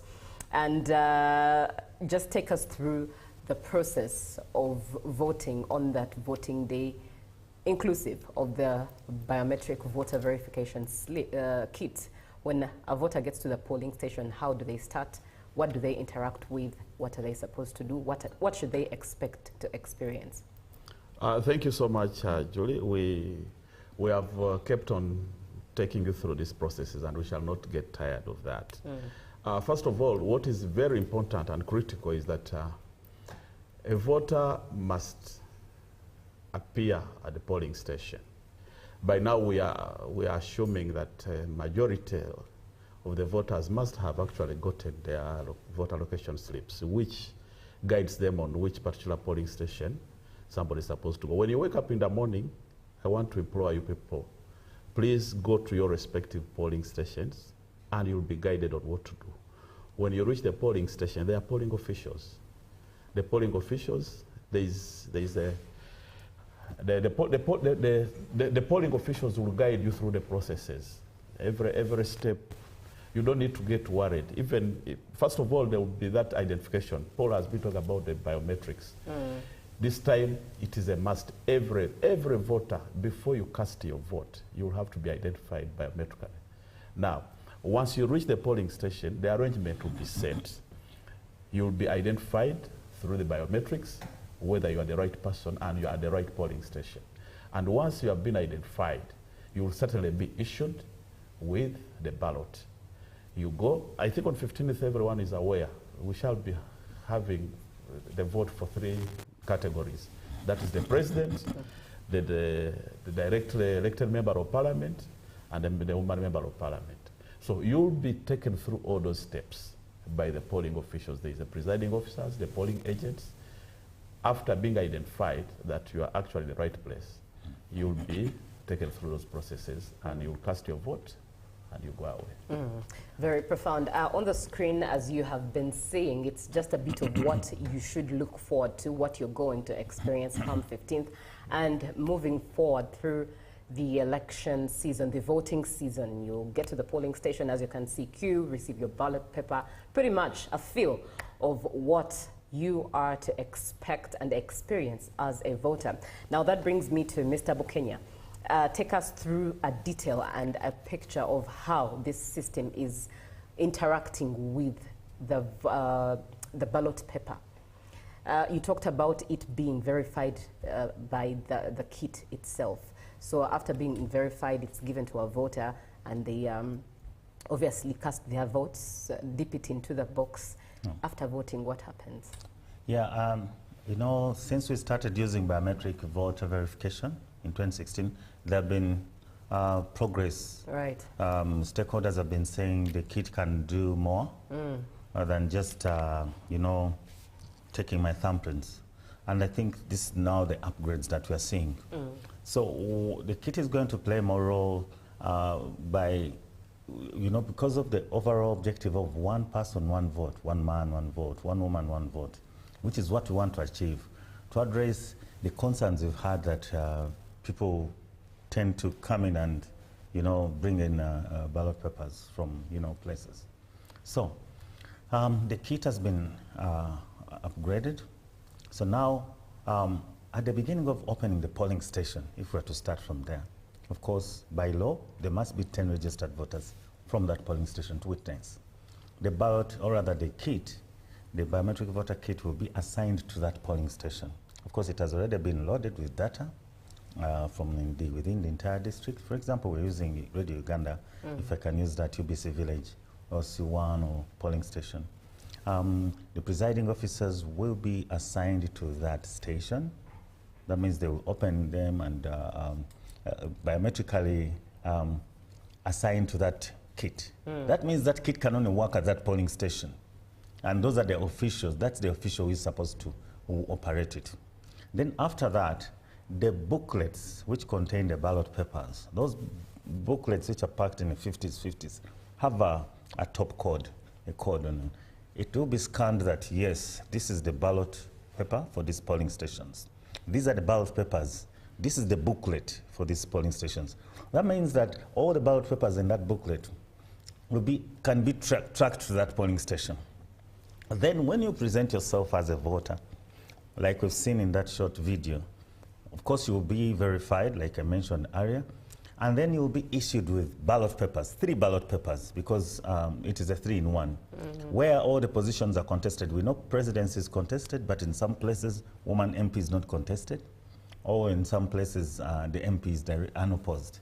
So let's take the station with 3 boxes, with 3 candidates, which is the ideal, because we are doing a 3-in-1. You get 3 ballot papers. But before you get those ballot papers, as they are plucked out of the book and issued to you, they will be scanned. Now that means that ballot paper has been issued to a voter at that polling station. And of course you will go through the process. The first basin and the box are for president. There are people who will guide you. You don't have to worry about that. We have officials. The second box has directly elected member of parliament with a basin where you can correctly mark and pick your candidate. And then the third one has the woman MP, where you will be guided through that process. So that's the interaction between the kit and the ballot paper. Now, after voting, after 4 p.m., when we've closed the station, before we start counting, we will verify all the ballot papers in this ballot box from this polling station, were they assigned at the entry point. So we will first verify them as we sort out. Because normally we're used to sorting. We always put everything down and we sort, then we start counting 1, 2, Paul, Geoffrey, Juliet, it is valid, it is invalid, you know that counting. Yes, yes. Before we go into that, we'll first sort. And as we sort, we scan. And if the system reads success, that means that ballot paper was issued at the entry and it belongs to that polling station. And that is scanning paper by paper. Paper by paper, yes. Ballot paper by ballot paper. Yes, that's and why the voters at that point are at the station. Of course, the witness counting is in the open. No, I mean at the start of the verification, they are able to see that the machine has accorded success. Yeah, they must be able to witness that they are agents, but also witness counting. Now this is closing station and counting. Counting is in the open and it is witnessed by the voters. So we'll be able to tell that if the system says no, rejects, then that is a questionable ballot paper. How did it get here? Because it is 1 person, 1 vote. How did it get here? This is a problematic, unverified. That will help you. If anything like that ever rises, then that technology will help us to address the issue of a staffed ballot paper. Right. Because these are the conversations that we've had around and they've been grounds for petition. We don't know this ballot paper, or the accusations that some people, for some reason or some reason, they have been able, or they've been, been able to put in an extra ballot paper. So this is designed to address that. So that's the interaction between the kit and the ballot paper. Of course, there are other functions that will be performed. At the close of counting, the declaration of result form will also be scanned into the system. In other words, you take a picture of that and you upload it onto the kit. It's a record that this is exactly what we took at this polling station. So the declaration form for presidential, because you have to go through the process, count presidential and finish everything, you have to also take the picture of that, because that is the process. Until the end, when you sign out and say we have finished, presidential at this polling station. And then, of course, you start direct elected member of parliament. Go through the same process, counting, verifying and counting, authenticating these and then counting, and then doing the declarations until when the voting is finished and you sign out of the kit. So that is the kit, and that's the team. These are the functions and the training we're giving to our team so that they perform this. So there is a relationship, yes. Biometric is not just to identify you and authenticate you as a voter, but also the materials that we have at the polling station have to belong to that polling station. We've printed ballot papers, we've printed the register, and today the dispatch of election materials actually starting this morning, going out into the field. So what has come to your polling station actually belongs to you, and it has been used the way it has to be used, so that we address the issues and the complaints that come out of voting. That is the relationship in brief. That's what you will see at the polling station. And for you as a voter, you need to present yourself, and the rest of this will be performed by our team, which has gone through training and now has a 3-day refresher training over this weekend. Right. Indeed, we're getting into a conversation as well of the team that is going to handle this exercise. But first, let me come to you, Mr. Mugweri, to just give us indeed a refresher of how we're supposed to handle these ballot papers, so that at the end of the day, they do not come off as invalid or spoiled votes. How exactly are we supposed to exercise our right in protecting the vote of our candidates through that ballot paper? Yeah, thank you so much.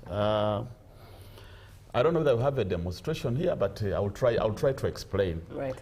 First of all, we know that once you are issued with this ballot paper, there is where the different candidates' names appear. For example, we'll say this is Geoffrey, and then the photo of Geoffrey, and then the symbol. For example, if Geoffrey is Mugweri Geoffrey, my photo, the cup, and a symbol. For example, if my symbol is the cup, then there is this space here where now the voter is going to either tick in the box or put a thumbprint. Now, there's been some controversy. I think I'll request Paul to explain furthermore on this. There's been a controversy that now, if in that arrangement, somebody has come, ordinarily you're supposed to tick in that box against a candidate of your choice. You either tick or you put a thumbprint.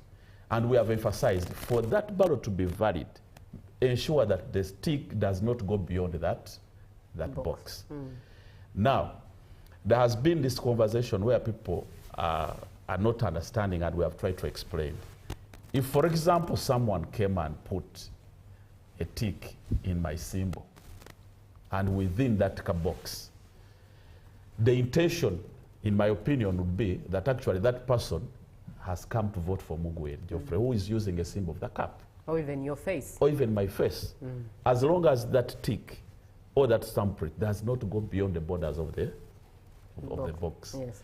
So we shall emphasize, and here we shall keep telling people, we keep emphasizing that please ensure that at the end of the box where you're supposed to take your choice, either by a thumbprint or a tick, it does not go beyond. Some people come with a lot of excitement, and in the process of casting the vote, he makes a mistake. And others, actually, even after ticking, for example, the ballot has let me use an example of the presidential ballot. We have got 8 candidates. Now, that ballot has got 8. You are supposed to make one choice. If your choice is Mugweri, you simply have to go and tick or put a thumbprint. Again, it's Mugweri.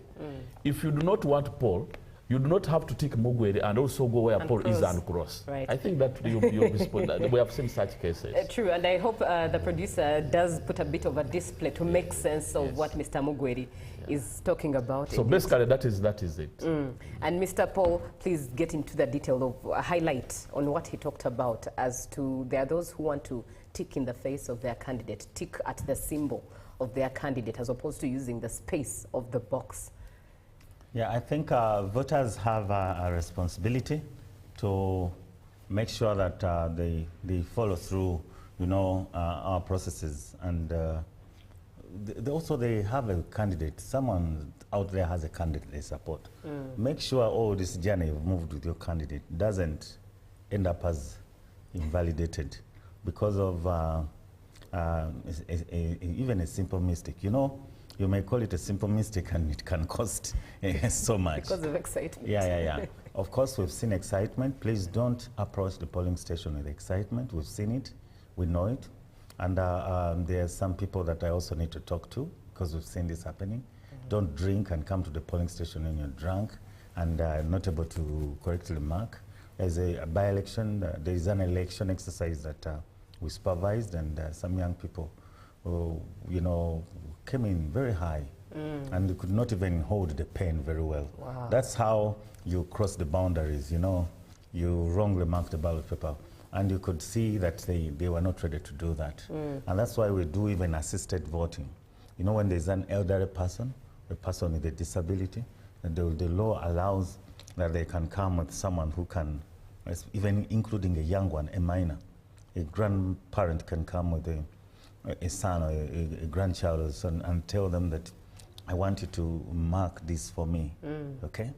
That's why there's even that assisted voting. By the way, it is in our guidelines. Yeah, I think so that the ballot is not spoiled. For that of a minor, you need to put emphasis because I know in one way or the other it might happen. Yeah. And that polling station might go into war. No, and it might make news. It's allowed because a minor was helping their grandmother or parent to vote. But for that person, I can even say that the person is allowed to come with a person of their choice, including a person who is below 18 years old. That person is not a voter. They've come to assist someone who's coming to vote, holding their hand or direct them around. They trust them with that process. You know, sometimes we even, I know we don't have much time, but we've had situations where someone comes to assist and then they mislead, they do the opposite of what the person wants them to do. So come with someone you trust. But if you go back to the ballot paper, please do not get excited. I know it is exciting to vote for a person of your choice, but make sure your vote counts at the end of the day. And the only way it can count is if you correctly mark in the box to remove all doubt, because we count publicly. And your vote is going to be contested. While the intention may even be clear, why do you, for example, tick or put a thumbprint where we can even not see it? You put it in the photo, but we put space for you. So I want to be a strict teacher and say that if you want your script to be marked well, if you want to pass and get that grading, please tick the box, okay? But of course, the law says where the intention of the voter is very clear, that can be determined as a valid vote. So like my brother Mugweli said, sometimes someone has ticked into the symbol. You can see that really their intention was this candidate. But to remove doubt, please don't go outside. These spaces were created for a purpose, and this ballot paper cost money. That's why it was designed like that. Otherwise, it would just have been a photo, which we put in. But now, there is a name for people who can read. There is a photo for people who may not be able to read the name. You can identify the photo. But there's also a symbol for those who may have issues, challenges. Then there is a box. All those were made to create clarity. So also be clear with your choice, please, as a voter, so that your vote counts at the end of the day. Yes, that's very important. All right. We are looking at the biometric voter verification kits, ballot papers, but also, of course, everything voting shall be and elections shall be discussed here on the show this morning. On the agenda, as you watch Good Morning Uganda, we are proudly brought to you by the Ministry of Agriculture, Animal Industry and Fisheries as we enjoy Uganda coffee. Be part of the show, 0709 602592. Share your opinion. Ask that question to receive a perfect response. Now, staying with you, Mr. Bukenya, let's talk about the presiding officers, the ones that are under training. I understand they are also interacting not only as people operating these machines, but in one way or the other, they are interacting with the system from inside out. And to satisfy one who's voting that each presiding officer or polling assistant at their polling station is authentic, they are not a crook to represent some candidate and play games, how exactly is the system also interacting with the polling assistants from the inside to outside when they work with the system to the voters? Yeah, thank you. Like I mentioned, we have 50,000 polling stations. There are 50,739 polling stations. 50,739 polling stations countrywide. And we have recruited presiding officers for each of those polling stations. The training is still ongoing. The processes of training and deployment are still ongoing. But that station has more than a presiding officer. There is a presiding officer. There is a BVVK operator. That's the one who operates the machine. Right. As an official. They are trained to specifically handle that machine. But there are also polling assistants, the ones who will help you around. Because like we said, the station has, like you gave us a layout there, which is very, very important. And the polling station has the tables and the different boxes, basins where you're going to tick president, member of parliament direct, and then woman member of parliament. So, and then there's an inking official at the end of it, one who inks your thumbprint to show that you've voted, and the polling constable, like you saw in the video, to maintain law and order at the polling station. So, at the beginning of polling, when we open the polling station, one of the first things we do is to assign that kit to the polling station, and that is by entering the credentials of the biometric voter verification operator as well as the presiding officer. Those two, their details are captured and assigned to that station that morning when you're witnessing. And I know we've appointed them, but to open the station and they switch on the kit, the first thing is to assign it. They must have a code. They go through the process, their processes they go through. They are registered voter. That's why during recruitment we insisted a presiding officer must be a registered voter in that district. Right. You can't be a registered voter in Kampala and operate a kit in Wakiso district because your particulars are in Kampala. And when we assign you that kit, you'll have to, you must be on the database for Kampala. So we've done that recruitment. The officials, the presiding officer and the biometric polling station, that means they are the people who can operate that, and it will respond to their commands. And then they will take you through all the rest of the other processes. They will be accountable.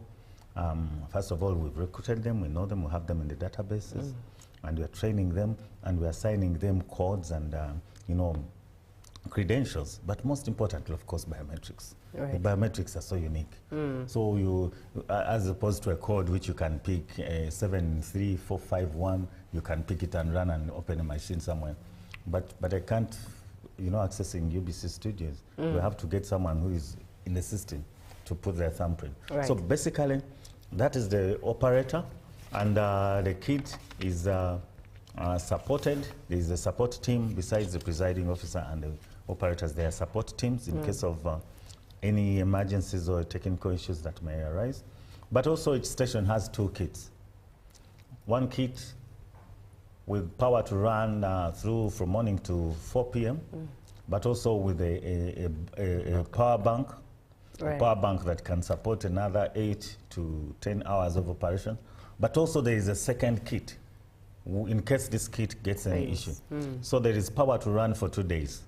And we know polling is 1 day. So in terms of our officials and the kits, that's how I can probably, that's what you're going to find. You're going to find an operator who is uniquely assigned to that polling station using their biometrics as well. And that means a high level of accountability as well to this polling assistant or presiding officer. In case of any question, they're the ones to answer. There's a high level of accountability, and our job now is to support them to do their work well. Otherwise, there is even a statutory instrument that was signed by the minister last December. Actually, a presiding officer who fails to use the biometric voter verification kit commits an offense. So that's how the training we're taking them through, that we've taken on a very serious responsibility. This must work. It has been designed to work, and we must make sure that it works.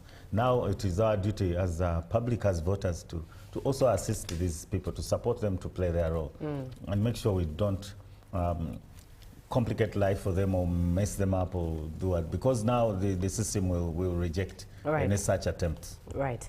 Let me read some of your views, and thank you so much for watching. The first one is, thank you for the show. Good morning. My name is Patrick from Luzira. Has the Electoral Commission had a dry run for the voting process and confirmed that based on the number of registered voters at a station, the time would be adequate for all to have voted by 4 p.m. I think you could speak into this, Mr. Bukenya.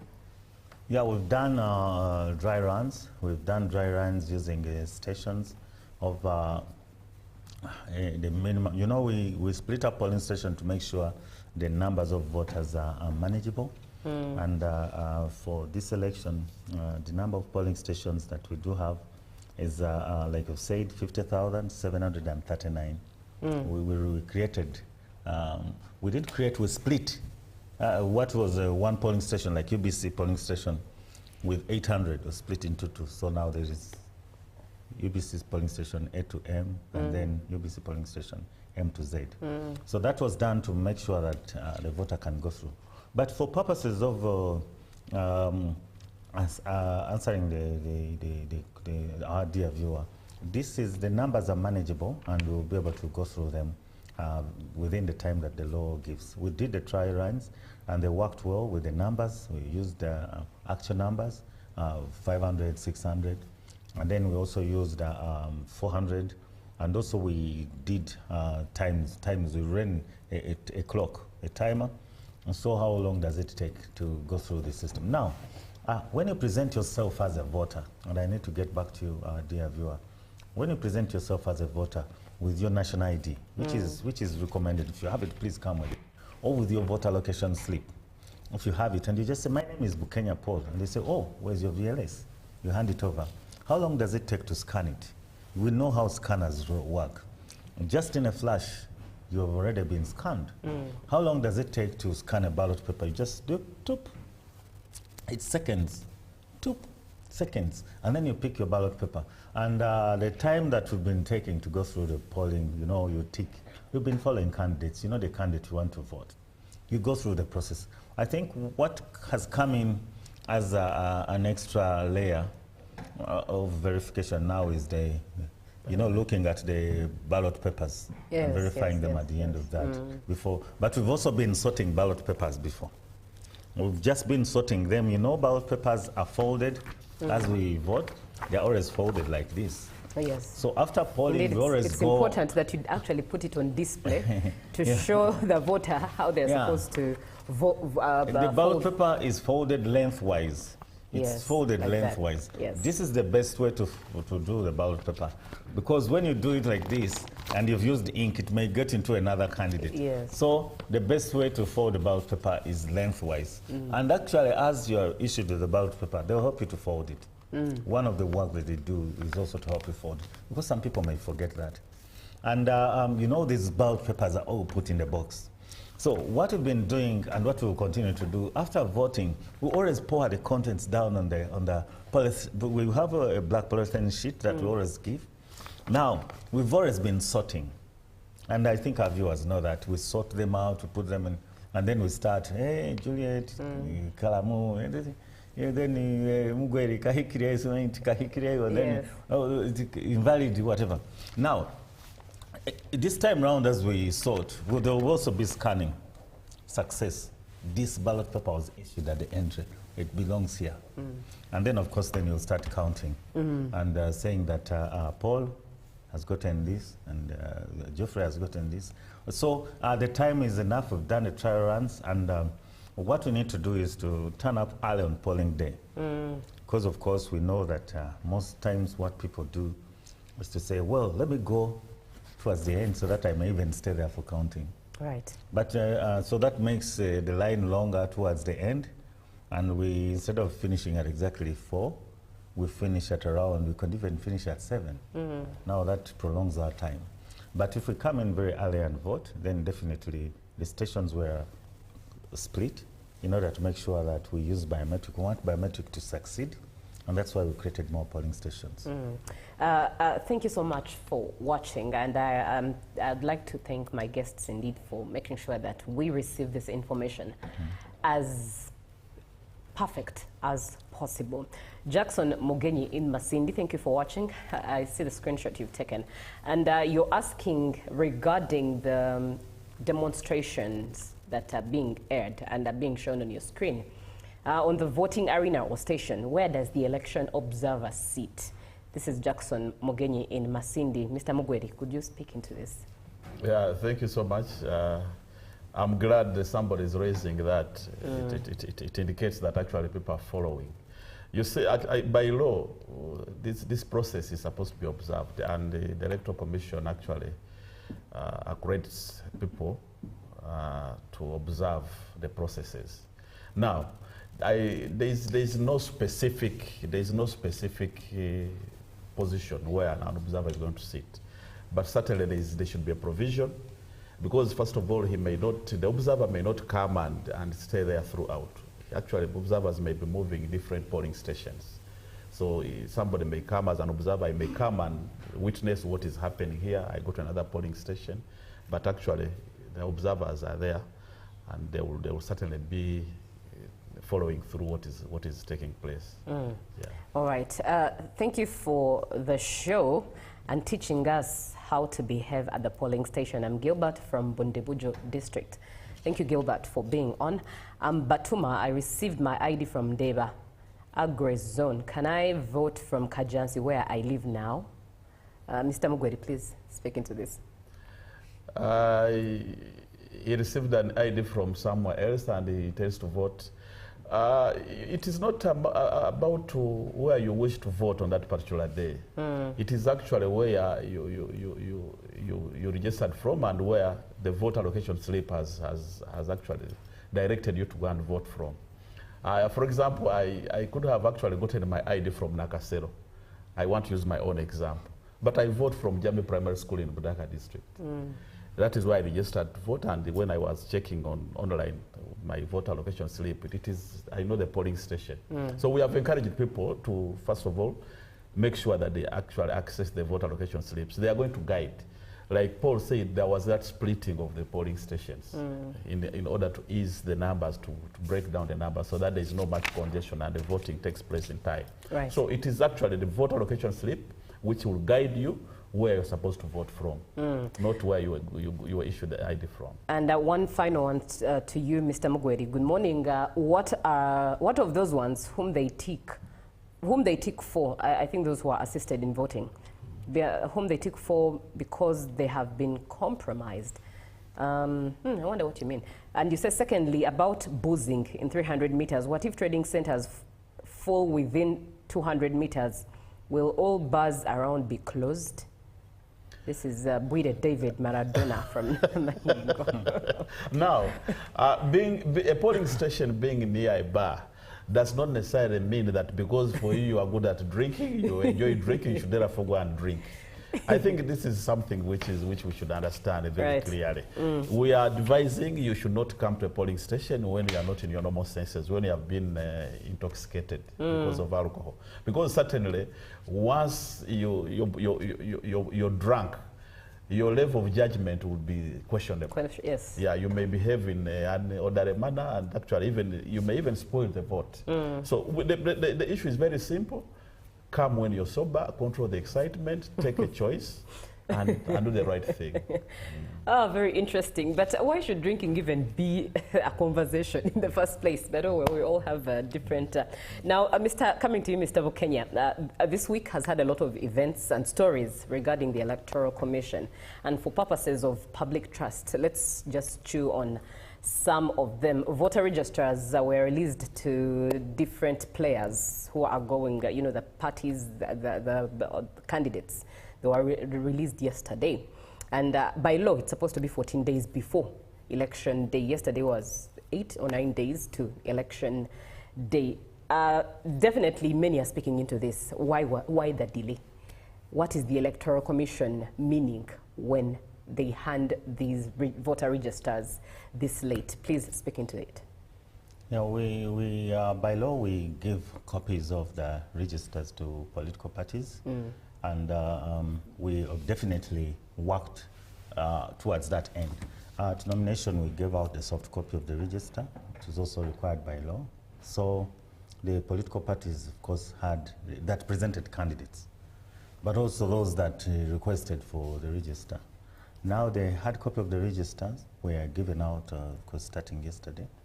And the commission gave an explanation about the delays in producing these, which we're not too frustrated on because we've been engaging with them about the progress of printing and preparing and packaging and the desire to give them to all of them at once. So no ill intention. We are in touch, of course, and projecting the timelines within which we'll produce this.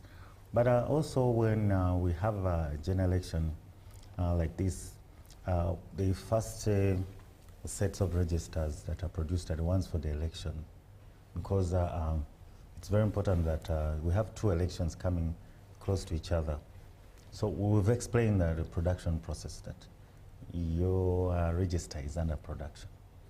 But there's the presidential elections register for day one. You know, we produced the national register in 4 rounds. Presidential elections, that is used. Presidential parliamentary, 1 day, it's gone. 21.68 million registered voters. We have the capacity for that, produced that. And then immediately on 22nd, we have local government council elections. That register must be ready and set before you even do anything. And so we engaged on that and said there is no ill intention. This line of production has progressed, it's ended, and we're now working on new sets of registers, which we handed out yesterday. And I hope that the political parties understood that there was no ill intention, because we've been giving out, we gave out the soft copies, and now... So ideally the soft copies could have been what no, the law requires that on top of the soft copy you also give a hard copy, because the agents that the candidates are going to deploy you need to use hard copies. Yes. So the soft copy is given immediately or during nominations, which was done in September, and the hard copy is then issued 2 weeks to polling. So within the time frame, of course, some days had gone, but we engaged the parties about that. But our viewers, I think, need to understand that the production, as we explained to our stakeholders, took the other sets of registers. You know, we're doing 4 sets of registers before we even touch the candidates' registers. The general elections registers must be ready. And I think they understood that, and they now have copies of their registers. All right. The other story that has definitely made a whole round around town and the country is the denomination of 11 candidates in Machindi. The LC3 seat there, and of course maintaining 1. How did this happen? How did the Electoral Commission notice this late, a few days to elections and casting the votes? Yeah, I think the Commission gave the reasons, and we gave the judgment. We really gave it all the time. And that's why it took time. And I know some people were putting the Commission on pressure. You know, when are you releasing this? Everything, every detail needs to be looked at, because this is big. It's not any other, petition. Every petition is unique, of course. But sometimes, you need to make sure you remove all the doubt, address every area around the petition, and that's why it took long. But yeah, there are issues that came up on strict scrutiny of the submissions. The wanting areas were identified, the gaps were identified, and it was now clear that there was non-compliance. So I think what's happening is that in this election, just like we've had before, except that perhaps it has gone, there's more vigilance. The submissions by candidates have been put under very strict scrutiny. Although we've ruled and upheld the decisions of our returning officers in many cases, there are situations where we've had to reverse their decision and say, we did not this was not met, and that's why we made that ruling. And the affected persons were all addressed to the areas that were non-compliant. Right. And let's also look at the issue of logistics. I understand that the Electoral Commission has called for RDCs to help or return their vehicles to help in logistical matters. How exactly can the voters or the country be sure that indeed this is to help with capacity, or doesn't the EC have the full capacity? I don't know why they've mentioned RDCs specifically. Now, what happens during national elections like this? Yes. We mobilize all government resources. Some stakeholders, some observers have said, and I allow me to quote it, that other than war, elections are the biggest logistic undertaking that a country can take, at a time. Yes. So, so during elections, we mobilize all government resources. That's why we use school grounds, we use government facilities to make sure that we conduct elections. So what we do is to reach out to government and request through Ministry of Works that all government vehicles be, handed over to the Electoral Commission to support the functions that we have. Now we have 50,739 polling stations, like I said, but we also have 10,717 parishes. If we want to put a vehicle per parish, so that items, polling materials are picked from a station in Entebbe or from the headquarters of Wakiso and deployed to Entebbe area or to Chira.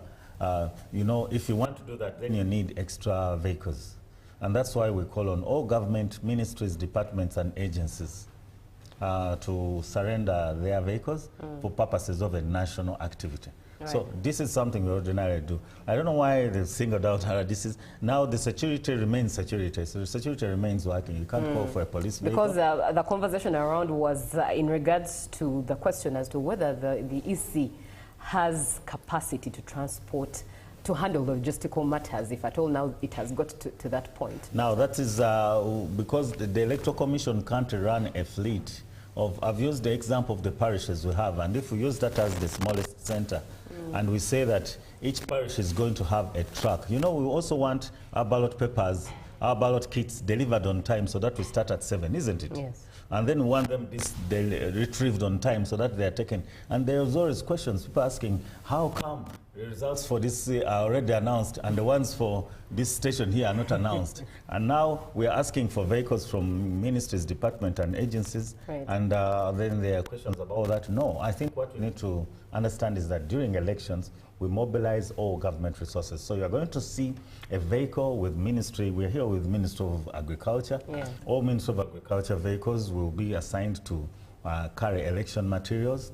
All Ministry of Health, vehicles from government departments will be deployed to carry that. Otherwise, ordinarily, the Electoral Commission has a vehicle. It's not the first time. Whenever there is a national activity, yes, resources are mobilized through government. I think that is... I think we saw this during COVID. Right, yes. We saw during summer when we have national functions. Right. So to specifically reach out for RDCs, I think takes us off the track. But RDCs are also part of the security structure, and security remains a key player during the polling day. And I think police, security, and other army operations at borders and every other things, key installations and all the issues that government communicates on polling day will remain at work. But for Electoral Commission purposes, yes, you will see trucks from other ministries delivering things at your polling station. Right. Yeah. This conversation definitely has to close. Hello, UBC. Watching from Nakasongola, thank you for the sensitization. Thank you so much for being on. Gentlemen, starting with you, Mr. Mugweri, your parting shots. Yeah, there is something which I wanted to, let me use this opportunity to emphasize. In the election process, the cycle, there is something I want to talk about. Last time I hinted on it. Right.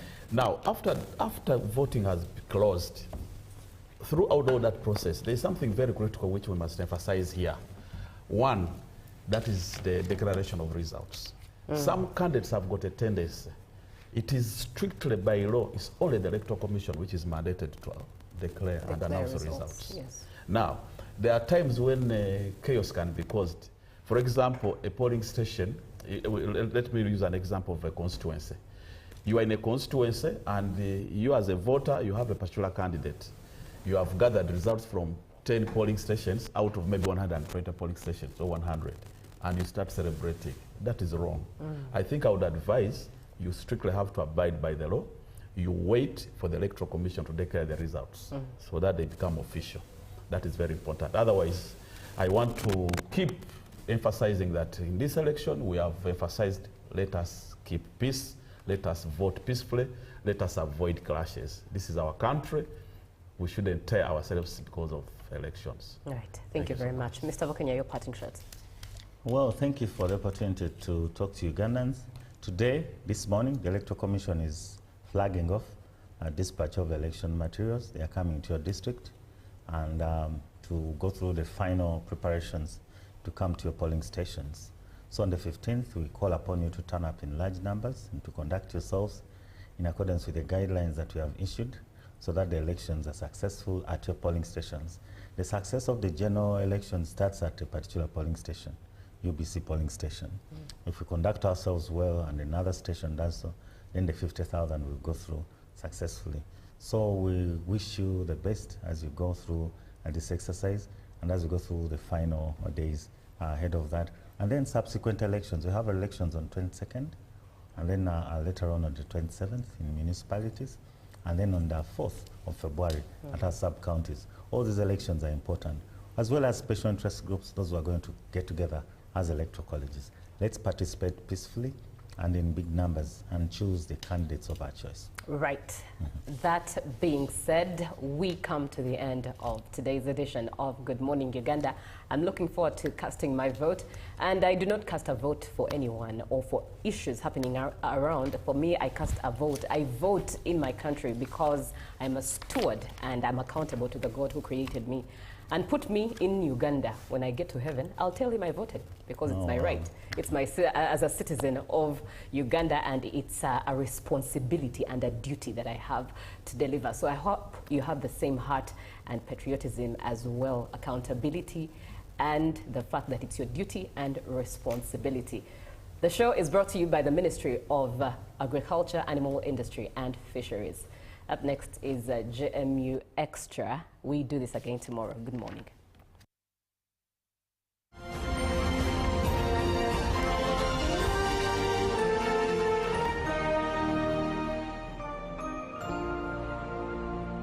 Pick of the day on UBC.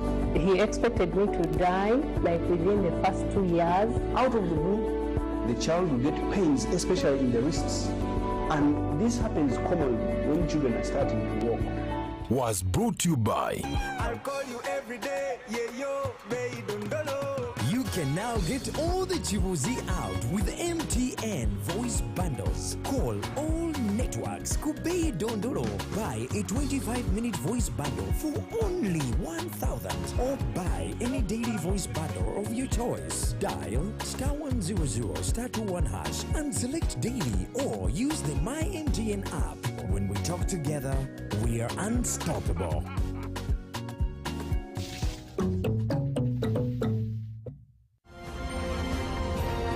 Live from UBC Studios in Kampala, this is Good Morning Uganda. Exercise can't be sustained. Eating can't be stopped. It's even harder to lose weight. Come and give it a try. Ginshikang L-carnitine chromium capsules. 3 capsules each time. The active ingredient accelerates fat burning,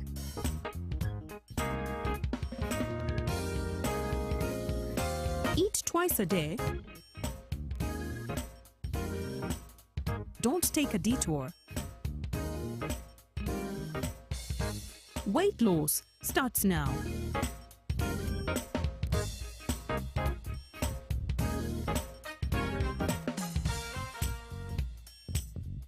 Ginshikang L-carnitine with chromium capsules helps you stay in shape.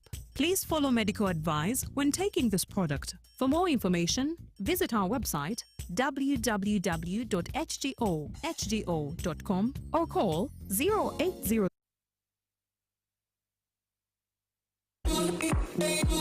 When you want to relax your body and refresh your mind,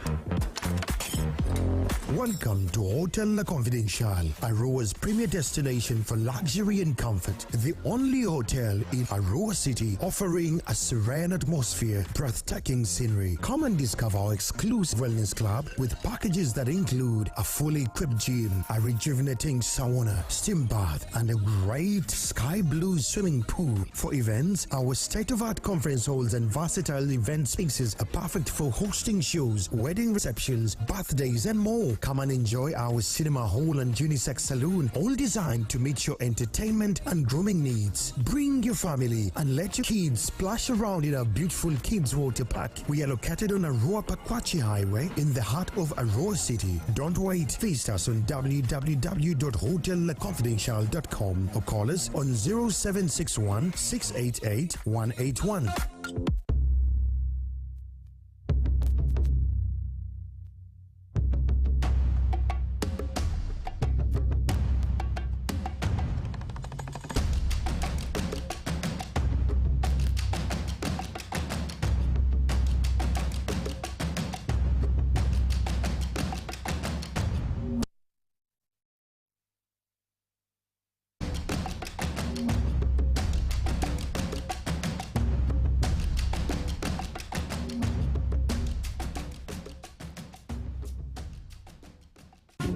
Ndugu zangu wana Uganda, mimi ni Mwesi Isaac, mwenyekiti wa chama cha NRM cha Radio Uganda. Kama tunazungumza kulinda mafanikio, tunamaanisha kulinda maendeleo ya kijiji na kukua kwa miji. Kwa kipindi cha miaka 40 ya uongozi wa Rais Jenerali Yoweri Kaguta Museveni, serikali ya NRM imetoa mwongozo kwa Uganda muundo wa mitandao wa mijini kuongoza maendeleo ya mikoa. Leo kama jiji kama vile Masaka, Gulu, Fort Portal na mingine imeimarisha ugaji wa madaraka, kuboresha mipango ya miji na kuleta umuhimu wa huduma karibu na wananchi. Katika jiji la Kampala, juhudi zimechukuliwa kwa jiji bora zinaendelea kwa kuboresha uongozi wa miji, huduma ya mfumo kwa digitali, kwa mipango ya mazingira na kuratibu serikali za miji mkuu. Agiza miji na kuwa imeimarisha jinsi inavyoendelea kuwa jiji kubwa lenye usafi, ukiongozwa na viongozi wa jiji la Kampala pamoja na waziri wa jiji la Kampala Hajati Misa Kabanda, mkurugenzi mkuu wa jiji la Kampala Hajati Sharifu Abuzechi na naibu wa waziri wa jiji la Kampala Kabuye Chopa Togabye. Mchague Rais Jenerali Yoweri Kaguta Museveni kuendeleza maendeleo, ubadilifu, ufanisi na kulinda maendeleo ya Uganda na mafanikio. Electing your leaders at various elective positions is your fundamental human right. Here's how to cast your vote safely and correctly. Step 1. Go to the polling station where you're registered. Step 2. Present your national ID or voter location slip for officials to confirm your name on the register. Step 3. Your identity is verified